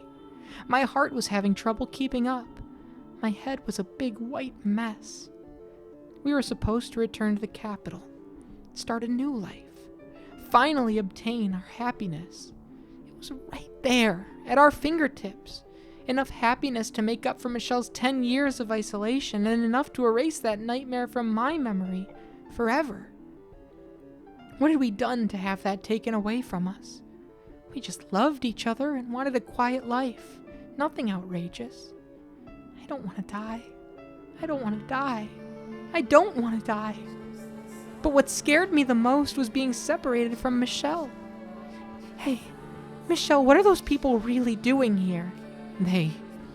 If what they're after is money or valuables, we can offer them everything in the mansion. We don't need any of it. If they don't want us to return to the capital, well, we can tell them we'll stay here. They might even be willing to talk it over. Listen, I don't care if I lose everything else. As long as I have you, I can survive anywhere. All that matters was that we had our lives, so long as the two of us still breathed. But death! Death to the unholy one! Death to the heretic! Death to the witch! Despair hung over us like the fog outside. There were no heretics, no witches, no unholy ones here, but they would probably never listen to us. The moment we stepped outside of this room, we would be dead, no matter what we said. Michelle, I'm all right. I'm all right. It's okay, Michelle. I'm not scared. You're here with me, after all. I'm fine. It's all fine. So please, just hold me. Hold me until it's all over. Please. Please just stay with me. Finally, you speak.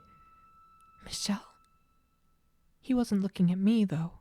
His unfocused eyes were directed upward. Not toward any particular point, but wandering. Aimlessly. His purplish lips appeared to move as though he was speaking, but no sound came out. Hey, Michelle, are you all right? Come back to me, Michelle. I grabbed him by the shoulders and shook, but he didn't even seem to notice. No matter how many times I called to him, he didn't look down from the emptiness above. Michelle! Giselle. Finally, after far too long, his gaze slid down to meet mine. He looked defeated, exhausted and cornered all at once. I was scared too, but his fear seemed to have consumed him entirely. Please, hear me out, Giselle.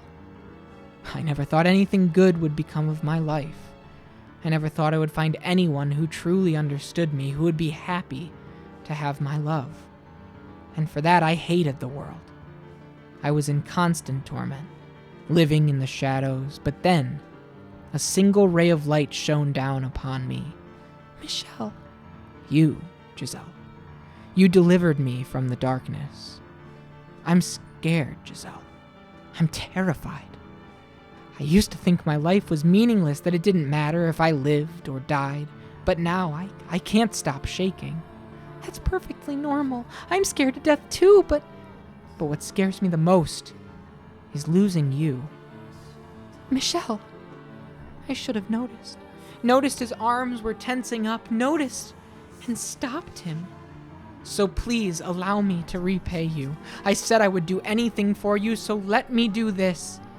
I haven't given you anything. I haven't done anything for you, so give me one final chance.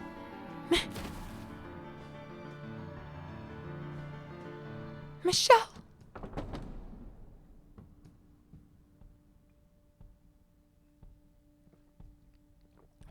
What are you doing? Get back in here, Michelle. What? Why? The door. I can't open it. I shoved on the door, trying to go after him, but it wouldn't budge, even the slightest bit. It was as though there had never been a door there at all, merely a wall disguised as one. It wasn't someone holding it shut from the other side either. I pushed and I pulled with all my might, but I couldn't even manage to eke out the tiniest crack. Michelle! Michelle, what did you do to that door? Come on, get back here! I don't want to lose you either. Say something, Michelle. You're out there, aren't you? Please. Please don't do anything rash. They're gonna kill you if you're out there. Giselle, the witch told me. What? That she would ensure your safety. Michelle, she isn't real. There's no witch talking to you. It's all in your head. A figment of your imagination created to alleviate your own loneliness. Rest assured, she does not lie. Michelle! Please, listen. You are a wonderful woman, Giselle. Spirited, true to yourself, and deeply sympathetic. You are not to blame for how difficult your life has been. Most of the fault lies with me, and a bit of bad fortune. But that's all behind you now. Once this is over, you can start anew. What are you talking about? Survive. Live a good, fulfilling life. Move past this. Live your life and always love your family. I know you can do it. That is my wish for you. No, I don't want to do that. I want to be with you. I want to be with no one else but you. I don't want to let you die. There it is! Death to the heretic! Death to the heretic! Death to the heretic! Get back in here, Michelle. Open the door. If my choice is to live without you, I'd rather... Your scars will heal. You'll find a nice man and you'll have a wonderful family. Why? Thank you, Giselle, for bringing light to my world. Don't say that. But if there is a next life, I hope you don't mind if I pray that we're able to meet again, that we can find each other once more in another world. Michelle! Michelle, it is our holy duty as knights of the church to deliver punishment unto the heathen who made a pact with the devil. Come on, Michelle, open the door.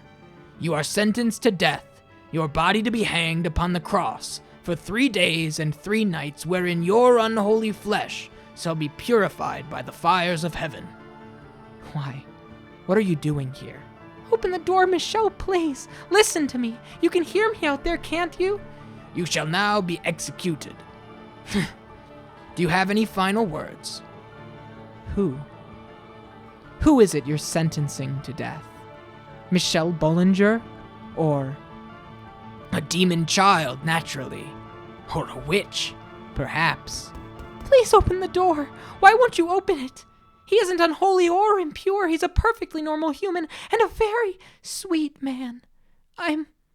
Yes, I'm the witch. The witch is in here. I'm the one you want to execute. Just kill me. Execute me. Now I see, Giselle. This world. Kill him.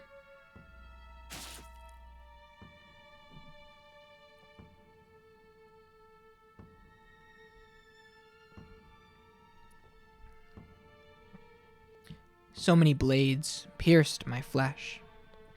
A sword in my chest, lances in my arms and shoulders, arrows in both of my legs. I could hardly even tell what hurt anymore. There was an unpleasant sound in the tower, almost like a heavy rain. It was the sound of my blood spilling onto the stone. Red. It was red. Just like anyone else's blood. It didn't flow into unnatural patterns. It didn't turn into black demonic shadows. It didn't cause anyone who touched it harm. It was just ordinary, red blood. Regardless, this body was probably still cursed. It had to be. I couldn't hear Giselle's voice anymore. I hoped she was safe and alive. I prayed that at least she would be protected, that the witch would keep her promise.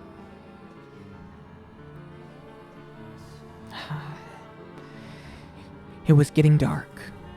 Light was quickly departing from my world. Darkness, everlasting, dragged me down into its pits. I believed in you.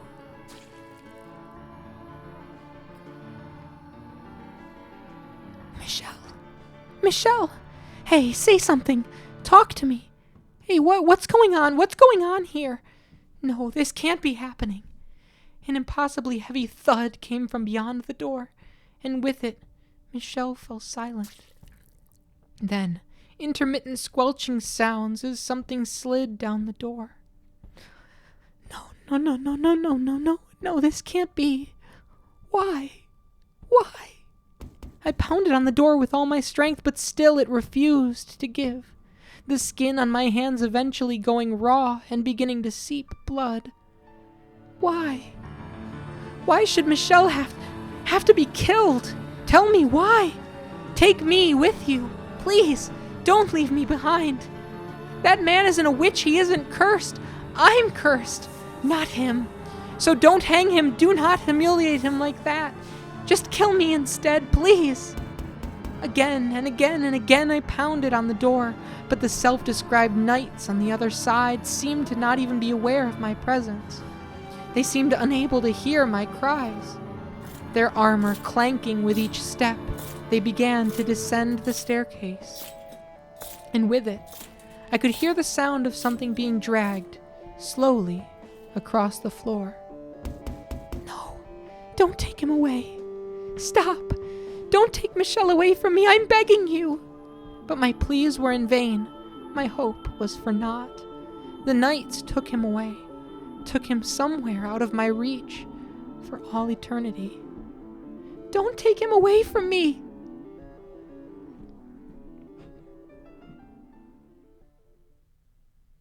It's not the fairy tale romance story.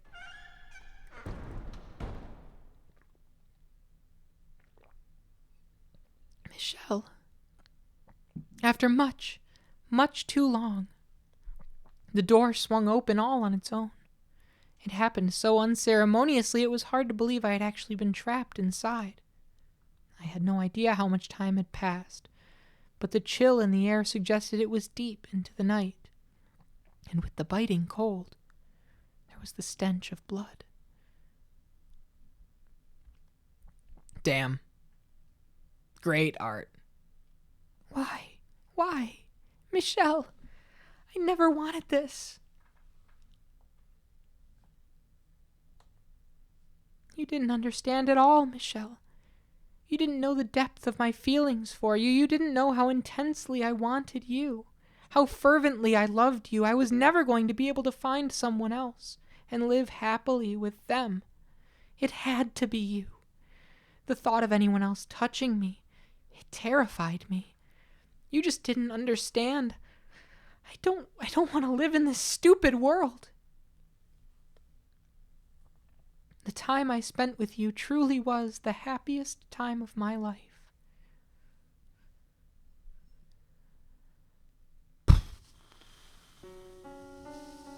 All right, we're back. Jeez. I remember everything now. You died on that day. You were killed. You disappeared from this world and left me behind. That's right. I remember. I remember the pain, the agony of death, and the fear. I did indeed die that day. You refused to listen to me. Do you have any idea how it felt to feel you dying from the other side of that door? Giselle. I wanted you to take me with you. Is this what you so wanted to see? My memories, the traces of my life on this earth, end there.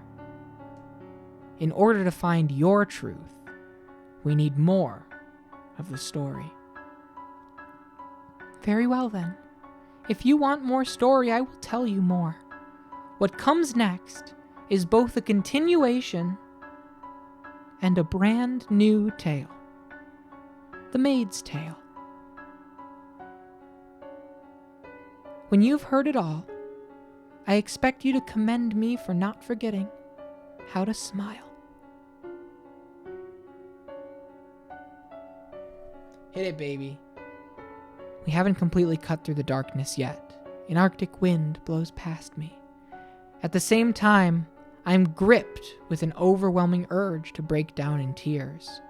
Perhaps this is the solitude she felt for so long. I have to face this. I have a responsibility to her to do so. And I have to atone for being such a misguided fool all those many years ago, convinced that I was doing what was best. Door 6. Show me that title card. Let's go! Let's go! The 6th door, baby! Here we go.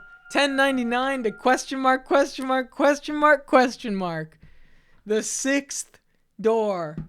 Oh, man. Gaming. Woo! So the 5th door was the best one, right? 5th door was the best one so far. That fucking owned. Start to finish. It had it all. It had it all. Tragedy. It had romance. It had love. John, you missed the honkers. Really just like, it was the peak writing so far. It really hit. Damn, man, that was wild. You missed the honkers, John. You'll have to check the VOD. What's up, Draconics? Here we go, guys. The 6th door. So for those that aren't here in every single story, that maybe just came in the middle, the start of this story was the story of a house. And we found out to be Michelle, woke up in this house, and we were greeted by the maid, who we now know is Giselle. And she has taken us through the history of this mansion, door to door to door to door, in a way to help myself remember my history, but now, as a result, and kind of like, inadvertently the whole time, more to help her remember her history. So the first 3 doors were telling the story of people in the 1600s, 1700s, and late 1800s. They did not follow those 2 characters that we saw so far. The 4th door was a misdirect. It was a lie. It was a romantic, almost Beauty and the Beast kind of story of Michelle and Giselle's story in the house. And at the end of the 4th door, we realized who we were and went, wait, maid, what the fuck are you talking about? That's not how it went at all. And you don't realize who you are. You are my love, and I'm going to tell you, now that I have my memories, what really happened. So here we are, door 6. Whole new cast of characters getting, introduced here. Maybe. This is the maid's story. This is my tale and the maid's tale. Oh, I'm so excited. I'm so excited. A tale of a foolish, naive girl. Looking back on it now, I'm ashamed of everything. But I will tell you my story in its entirety, without embellishments. I ask that you please not let go of my hand.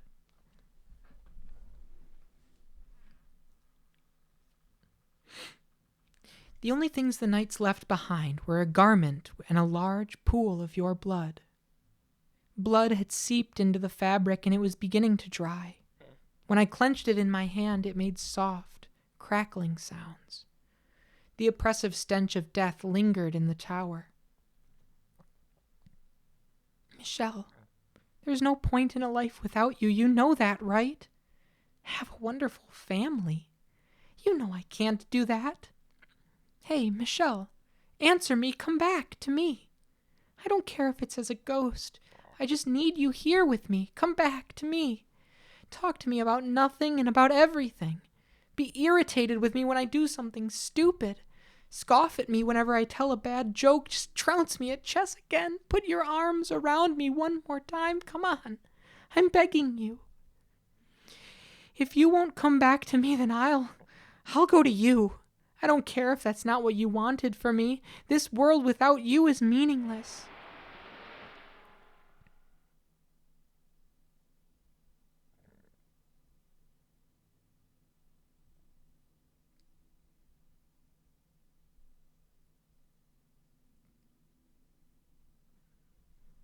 Dying won't guarantee you get to see him again.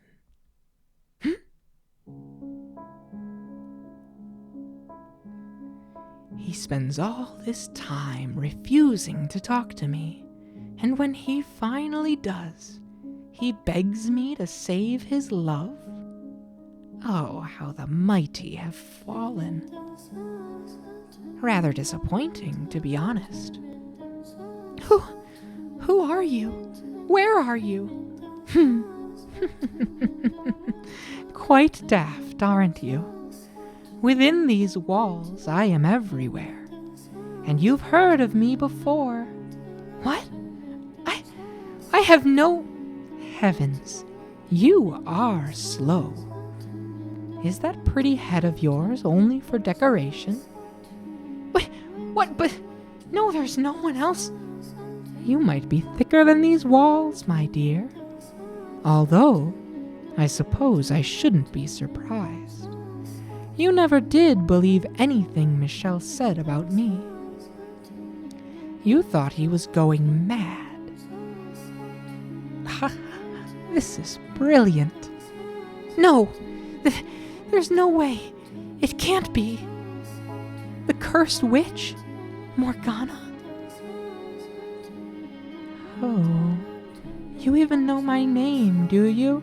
Yo, Cabane, 1212, you're just in time. Bring your viewers, followers, and primes here right now. The 6th door just fucking open.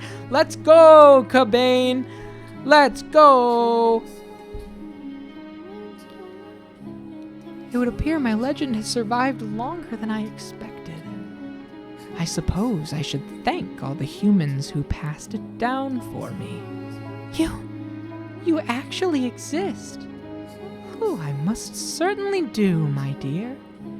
As I recall, you don't believe in the supernatural, do you? But it's hard to deny when that very witch is talking to you right this moment. Michelle was not even slightly mad, my dear.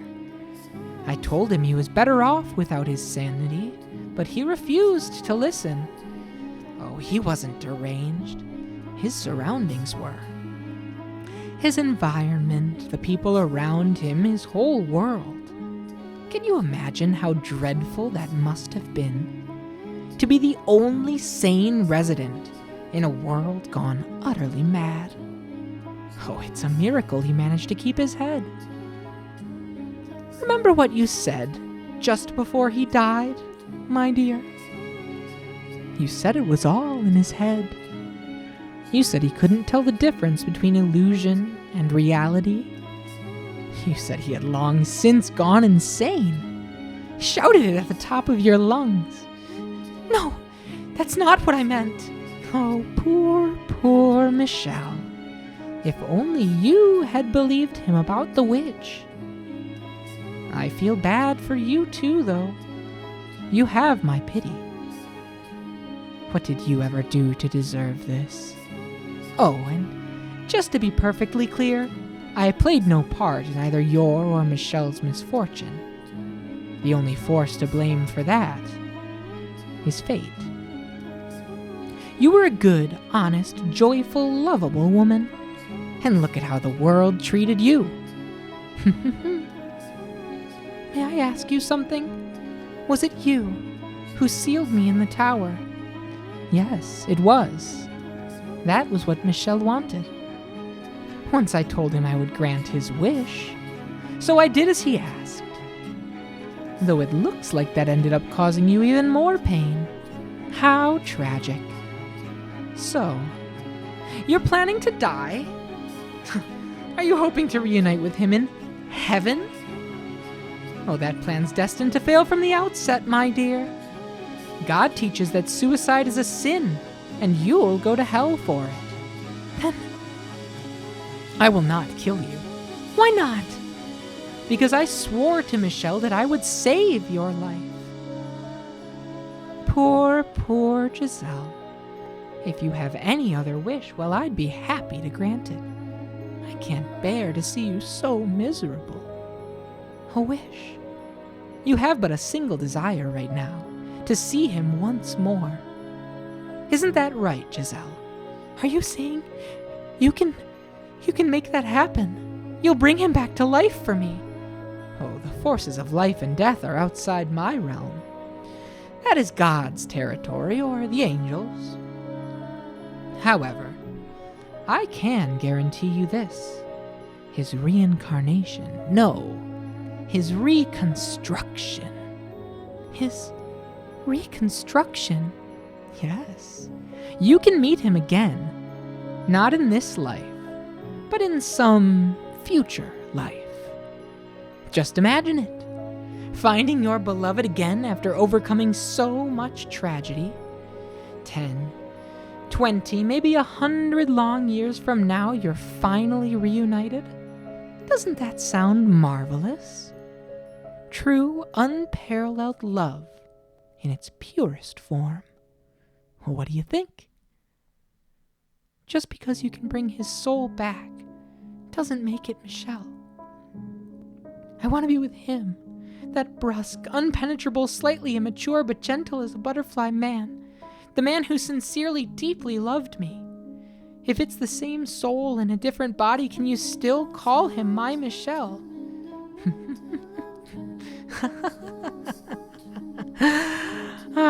My apologies. You beat me to the punchline. And you did so with such ardor you threw me off balance. You're exactly right.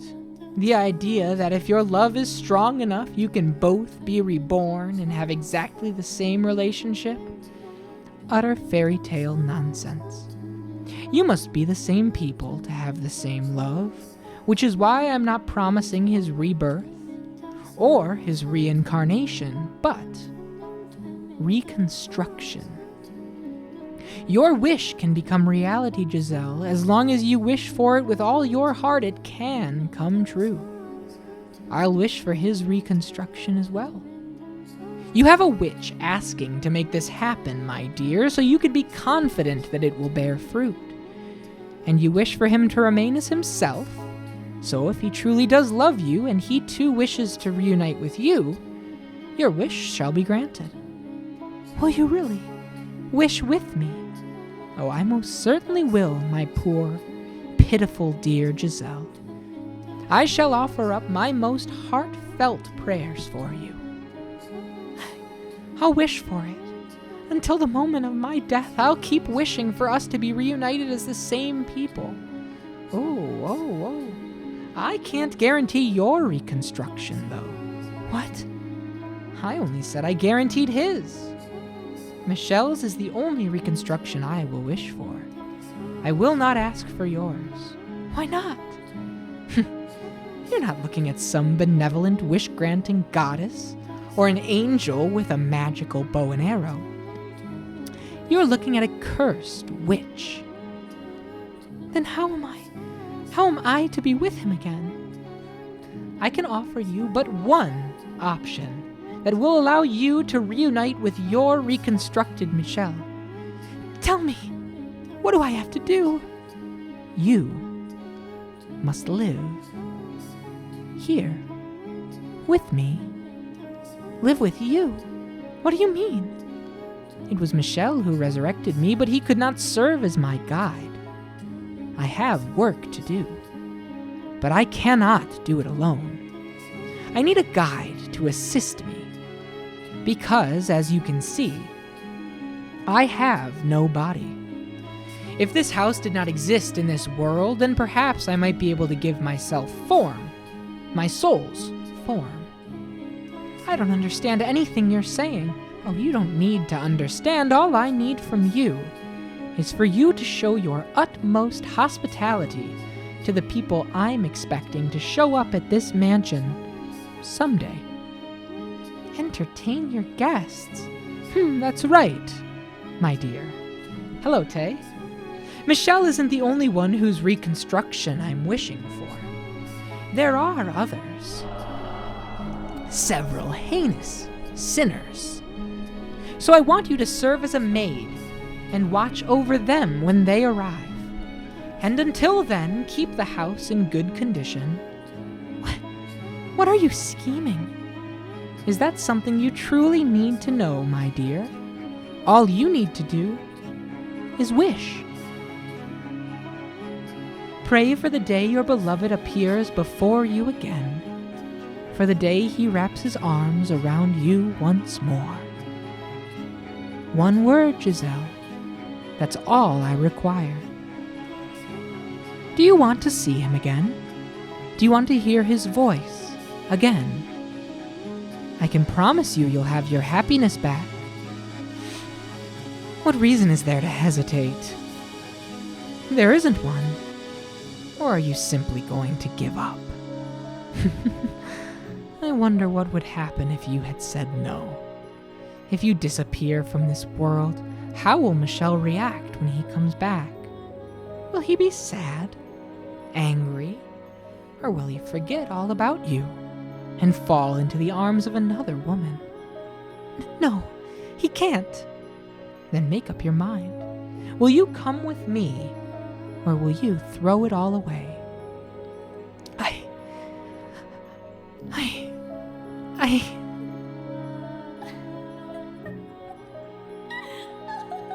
If I had given it a little thought, I would have never realized she was manipulating me, that she was just telling me what I wanted to hear. But I believed her. I accepted her proposition, and as unbelievable as it sounded, my desire for it to be real overpowered everything. It was impossible not to grasp at the straws she was dangling in front of me. That was all I could do at the time. Thanks, Earth Nuggets. You see, I did it like full ventriloquist style. I was talking while getting the laugh out at the same time. Like double speak. The witch's voice also had an inexplicable power to it. It made me believe, as outrageous as it was, that she could really bring you back. Reconstruct you. What's up, Andy? Maybe because I had never seen her turn a door into an immovable wall. Or maybe because I had heard her disembodied voice. But I don't think those are enough to explain it. My guess is, she had me under her spell. That was the moment I became the maid. But I assure you, I was at that point still the same Giselle you knew and loved. Cool. Man, okay. All right. Hey, Nancy, as you said, for fuck's sake, Jacopo, you damn sinner. We're getting our answers. The dominoes are falling. We're getting them. Man, this rules. This is so good. Thank you, everybody, for hanging out for this. I'm having such a good time. I'm going to keep going here for a little bit till 11 or so. And we'll find a good place to stop a little later.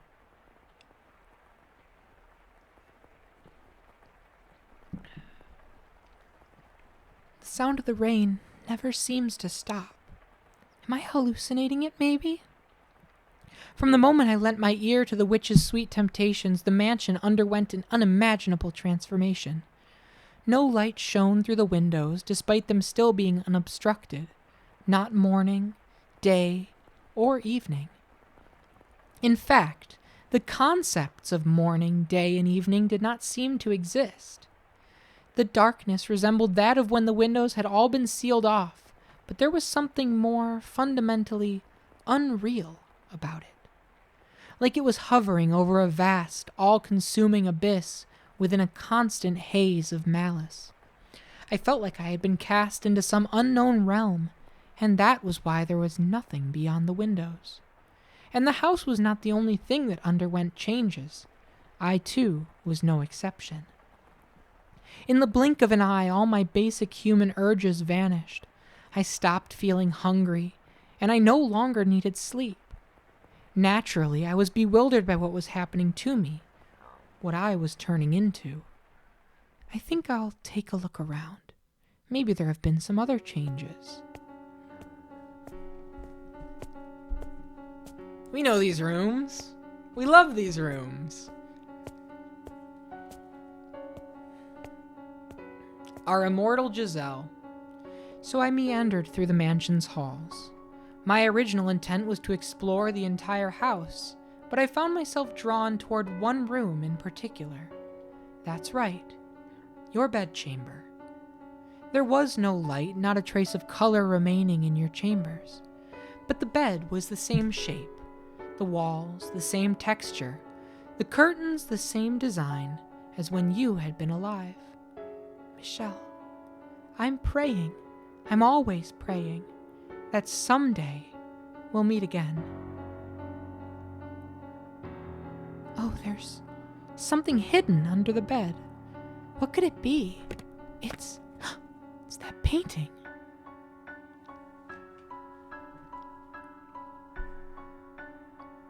I never did get to ask why he got so angry about me seeing this. I'm sure it's something he didn't want to be reminded of.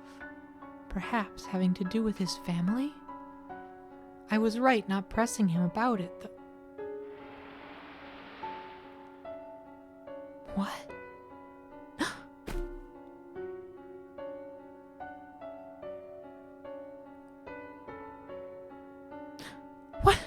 What the?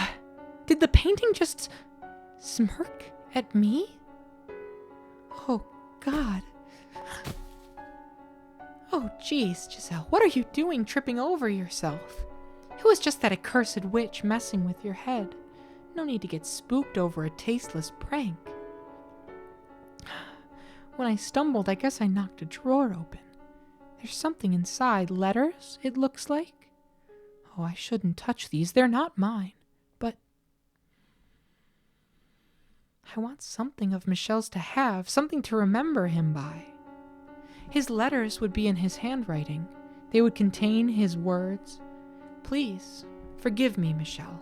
I don't mean you any ill will, but I'm going to take these. I must say, there are an impressive number of... What on earth? It's like someone dumped an inkwell on every page, but why?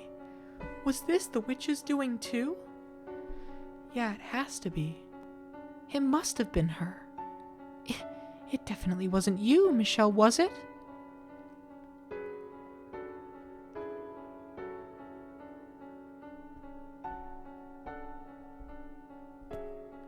Damn. Doing a really good job of putting these pieces together, I'll tell you what. It's doing a really good job. Showing that painting at the perfect time. Showing all the rooms again. The front door. I wonder what it's like outside. I can't get it to open. What's going on? The bar isn't set, but it won't budge an inch. It's just like up in the tower. I know, the windows. They should open, then I can... What's going on here? What the heck is going on? It's like there's an invisible wall in front of the window. My hand won't go any farther. Oh, this is rich. What else can I do but laugh? What in the world? This is madness. Hurry up, Michelle. Return to me and get me out of here. Please, get me out of here. Owned.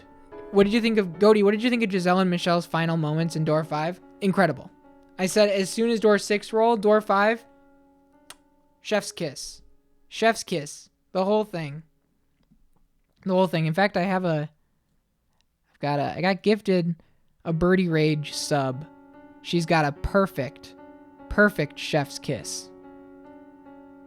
Perfect chef's kiss. Boom, boom, boom, boom, boom. That was me. I had no idea how to explain anything that had happened in the mansion, but it was clear enough that I was imprisoned within its walls. I was all alone in a nebulous sphere of bleak darkness, and beyond its walls lay void. The layout of the house remained unchanged, but I felt as though I had wandered into a twisting labyrinth. I could cry, but there was no one there to soothe me.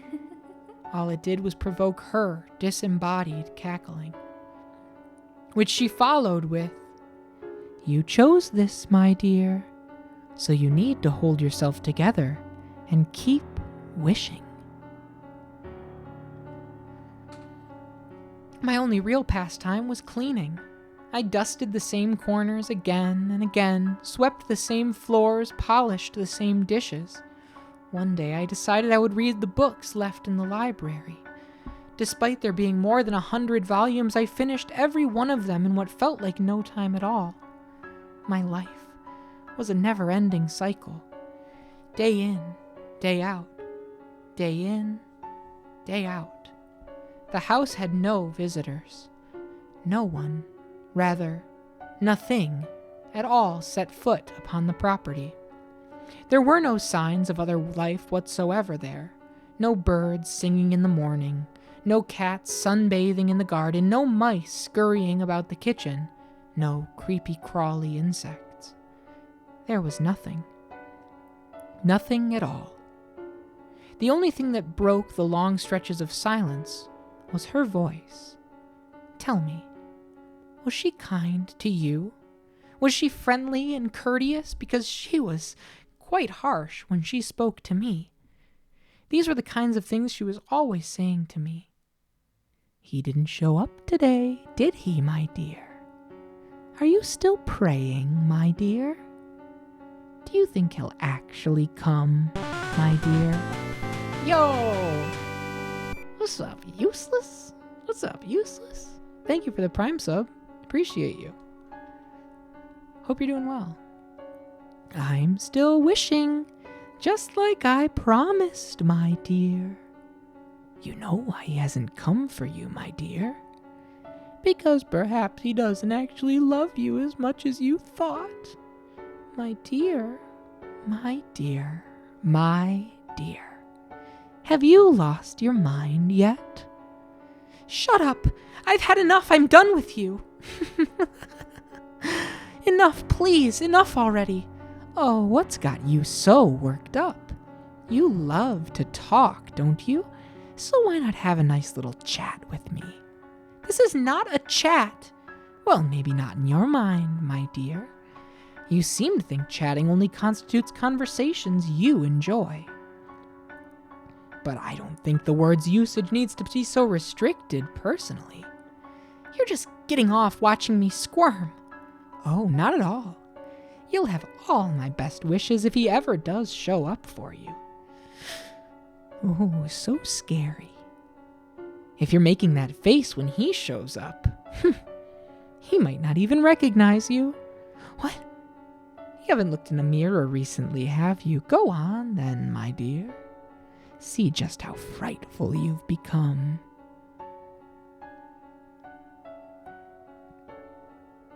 No. The witch was right. I looked nightmarish. My face was pale and lifeless, my eyes hollow, my cheeks sunken, heavy bags beneath my eyes. My hair had lost its sheen and it grew wildly.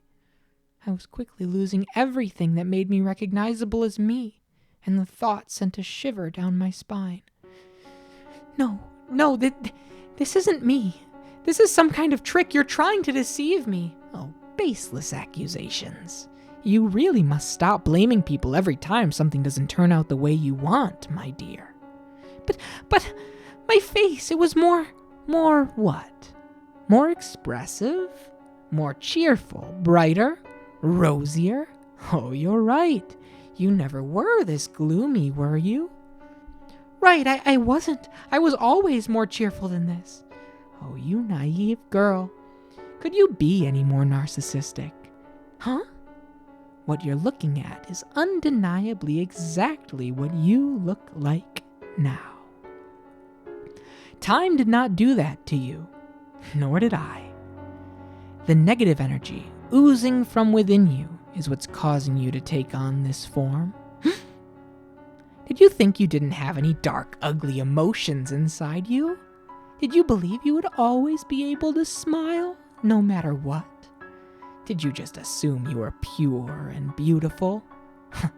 No one like that exists, my dear.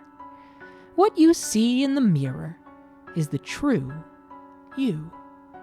Your hideous, twisted heart. If you weren't always being so nasty, this never would have happened. Anyone's heart can be twisted listening to you long enough. So you're saying Michelle's heart was twisted too? I spoke to him for years. No. Oh, I'm just teasing. I suppose I may have crossed a line there. I mean you no ill will, Giselle. I'm honest. Allow me to give you one word of advice, though. Look at yourself in the mirror. Often. If you continue deteriorating at this rate and end up looking like a corpse, well, when Michel comes and sees you, he won't jump for joy, but run away, screaming in terror. Oh, stop talking. Please, just stop. You know, Giselle, this is the very beginning. He might not show up for hundreds of years. I can't live that long. Absolutely brilliant. You still think you're alive. What? The moment you agreed to come with me, you ceased to be of this world. So don't worry about time, my dear. You can wait as long as it takes. As long as it takes for him to arrive. As the witch had suggested, I started checking my appearance in the mirror every day. I wanted to ensure I didn't turn into some horrifying creature. My hair grew, so time seemed to be passing, but I didn't appear to age at all. The flow of time had become perplexingly vague and uncertain. Was it stopped? Or was it moving? I couldn't tell. On occasion, I would practice smiling in front of the mirror. My smile was, after all, my one really distinctive feature, and I was certain you had seen me smiling more than anything. Even if my appearance had changed drastically, I thought you would still be able to recognize me by my smile. A woman standing alone in front of a mirror, practicing how to smile. I'm sure that was quite the comical sight. And that was about how my days went, for an incomprehensibly long time.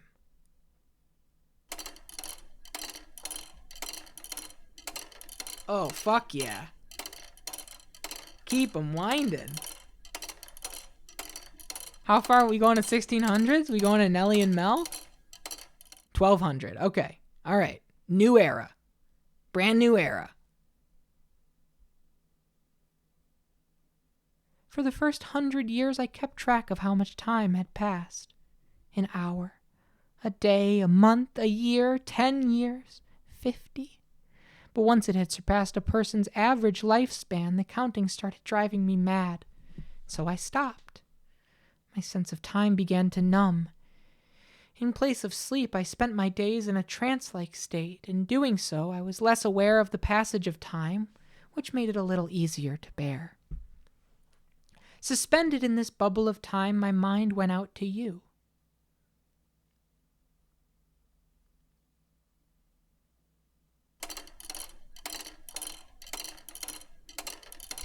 Fuck yes. I mean, come on. The next thing I lost a sense of was myself. I lived as a human for 21 years. After spending nearly 10 times that trapped in the mansion, I began to feel like that was all I had ever been. That maybe my past was all a construction of my imagination. That as an otherworldly being, I merely fantasized about being human. Had I actually had a family? Had there actually been other people in the world? Did cities and villages really ever exist? Was there ever really a time when light shone through the windows, when we were happy? But I knew if I started doubting everything, I wouldn't be able to maintain myself, so I settled on believing one thing, that you, Michelle, were real, that you had been with me, that I had loved you, and that it was you I was waiting for. I tried to always remember that one fact.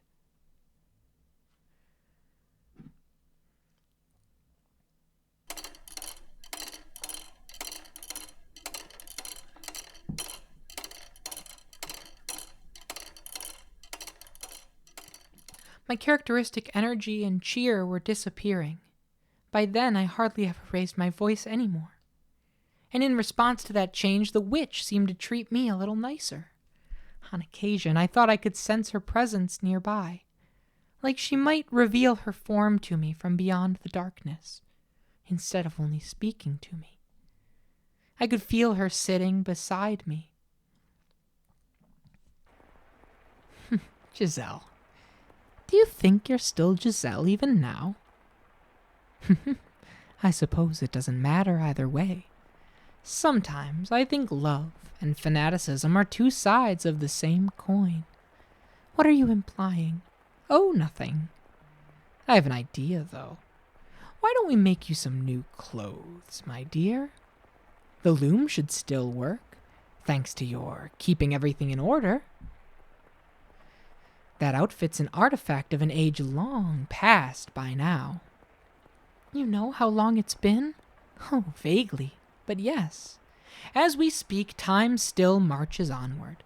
Not too quickly and not too slowly, but at the same pace as your breathing. Now, on your feet, Giselle. We have plenty of time, so let's make you the perfect maid's outfit. And if we don't have enough materials, we can make more thread from the sheets or curtains. How exciting.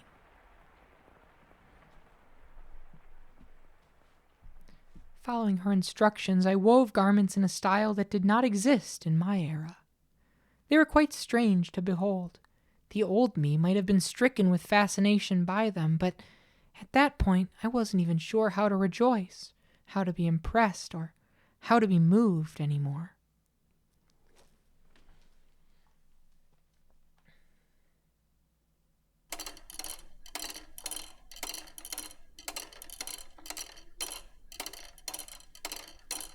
Fuck yeah, man. This is so sick.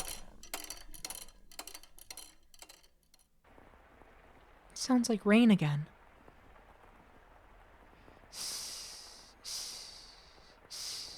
What year is it? Oh, it doesn't even matter what year it is. It doesn't matter where it is. As long as you're there, it can be any time, anywhere. Where are you, Michelle? What are you doing? Oh, I'm still praying. I'm still wishing for you to appear before me forever and ever and ever. And ever and ever and ever. I've been praying for so long. I don't even know how long it's been. Before you left, you said you were going to pray too. You said you hoped we could meet again in another life. I'm not misremembering. Am I? Oh, Michelle, come back to me soon. I love you so, so very much, but my memories of you are starting to fade. What did your voice sound like? What kind of faces did you make? Where did you like to put your hands on me? I don't want to forget. I want to always remember. My memories of you are the only thing holding me together, but they're slipping away from me. The obese rats. How did you speak? What kind of things did you talk about? Oh, I'm losing all these memories. Please, Michelle, come back to me. And before I forget everything, my beloved master. The thought crossed my mind that maybe Morgana's guarantee that you would be reconstructed was just a lie to trick me into staying here, but I quickly discarded it, because if she had been lying, it would strip all meaning from my very existence.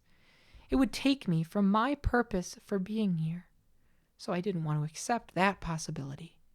I had no choice but to persevere in my beliefs that you would return. I had always thought I would be all right, that my faith would never waver. I still believed in myself. But you can be the happiest, most optimistic, resolute person in the world, and you will still break eventually. And I was at the point where even the slightest tap would shatter me into fragments.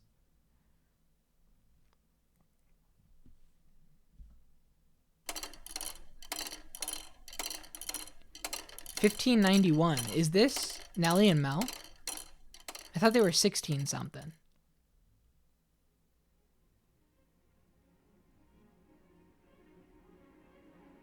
Several hundred years after I was enslaved within the mansion, something changed for the very first time.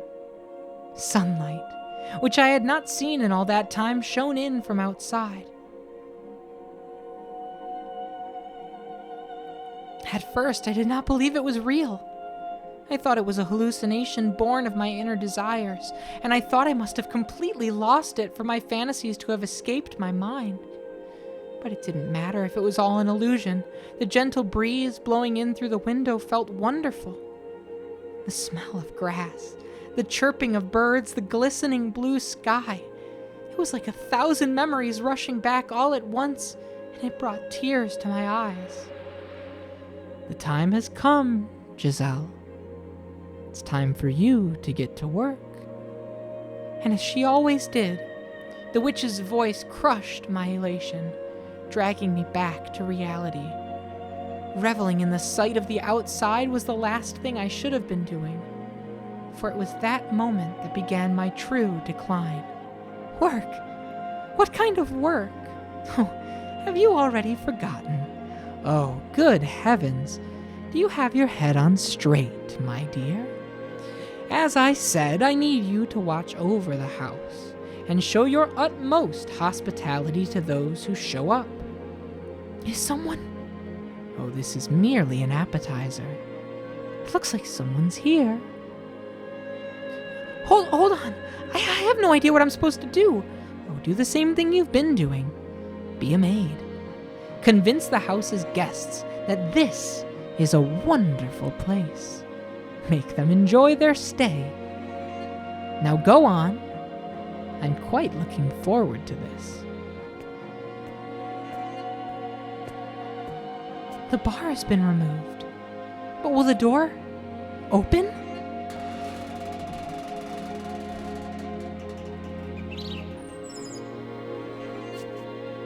For so long, the door had refused to budge. For so long, light had forsaken these halls. For so long, there had been no trace of life. And now, all of that had been turned on its head.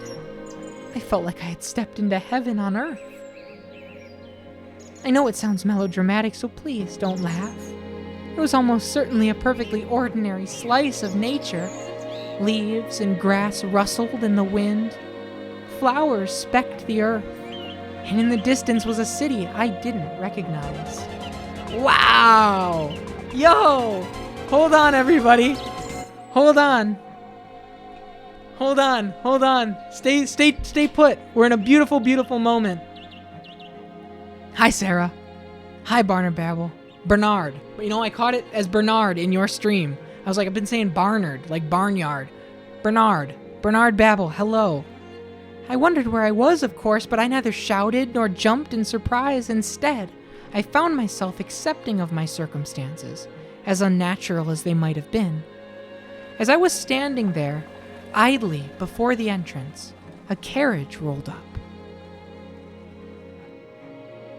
Egad, could this road be any bloody worse? It's in dire need of paving, on top of everything else. And who might you be, young lady? Oh, that outfit. He's speaking a different language. The middle-aged man approached me. From his attire and the way he held himself, he appeared to be upper class. However, the words coming out of his mouth were not in the language I had grown up speaking. Could the mansion have moved somewhere far, far away? Naturally, I had no idea how such a thing was possible, and the longer I stood there staring at him absent-mindedly, the more incredulous he became. My immediate mission was to overcome the language barrier. Fortunately, I suppose I was able to understand bits and pieces of what he had said. As merchants in the capital, my family did business with people from other countries, and as a result, I had learned a handful of words. The problem was, it had been so long ago I had no confidence whatsoever in my ability to hold a conversation. I am a servant. Servant? Can't say I remember asking for a lady servant, but hey, I suppose these things do happen. Doesn't much matter who they sent.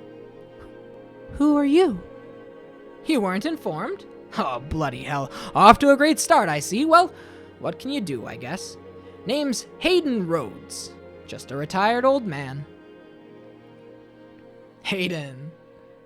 As I'm sure you've already guessed, this man was the Rhodes siblings' grandfather. He was also the first person I served under as the maid.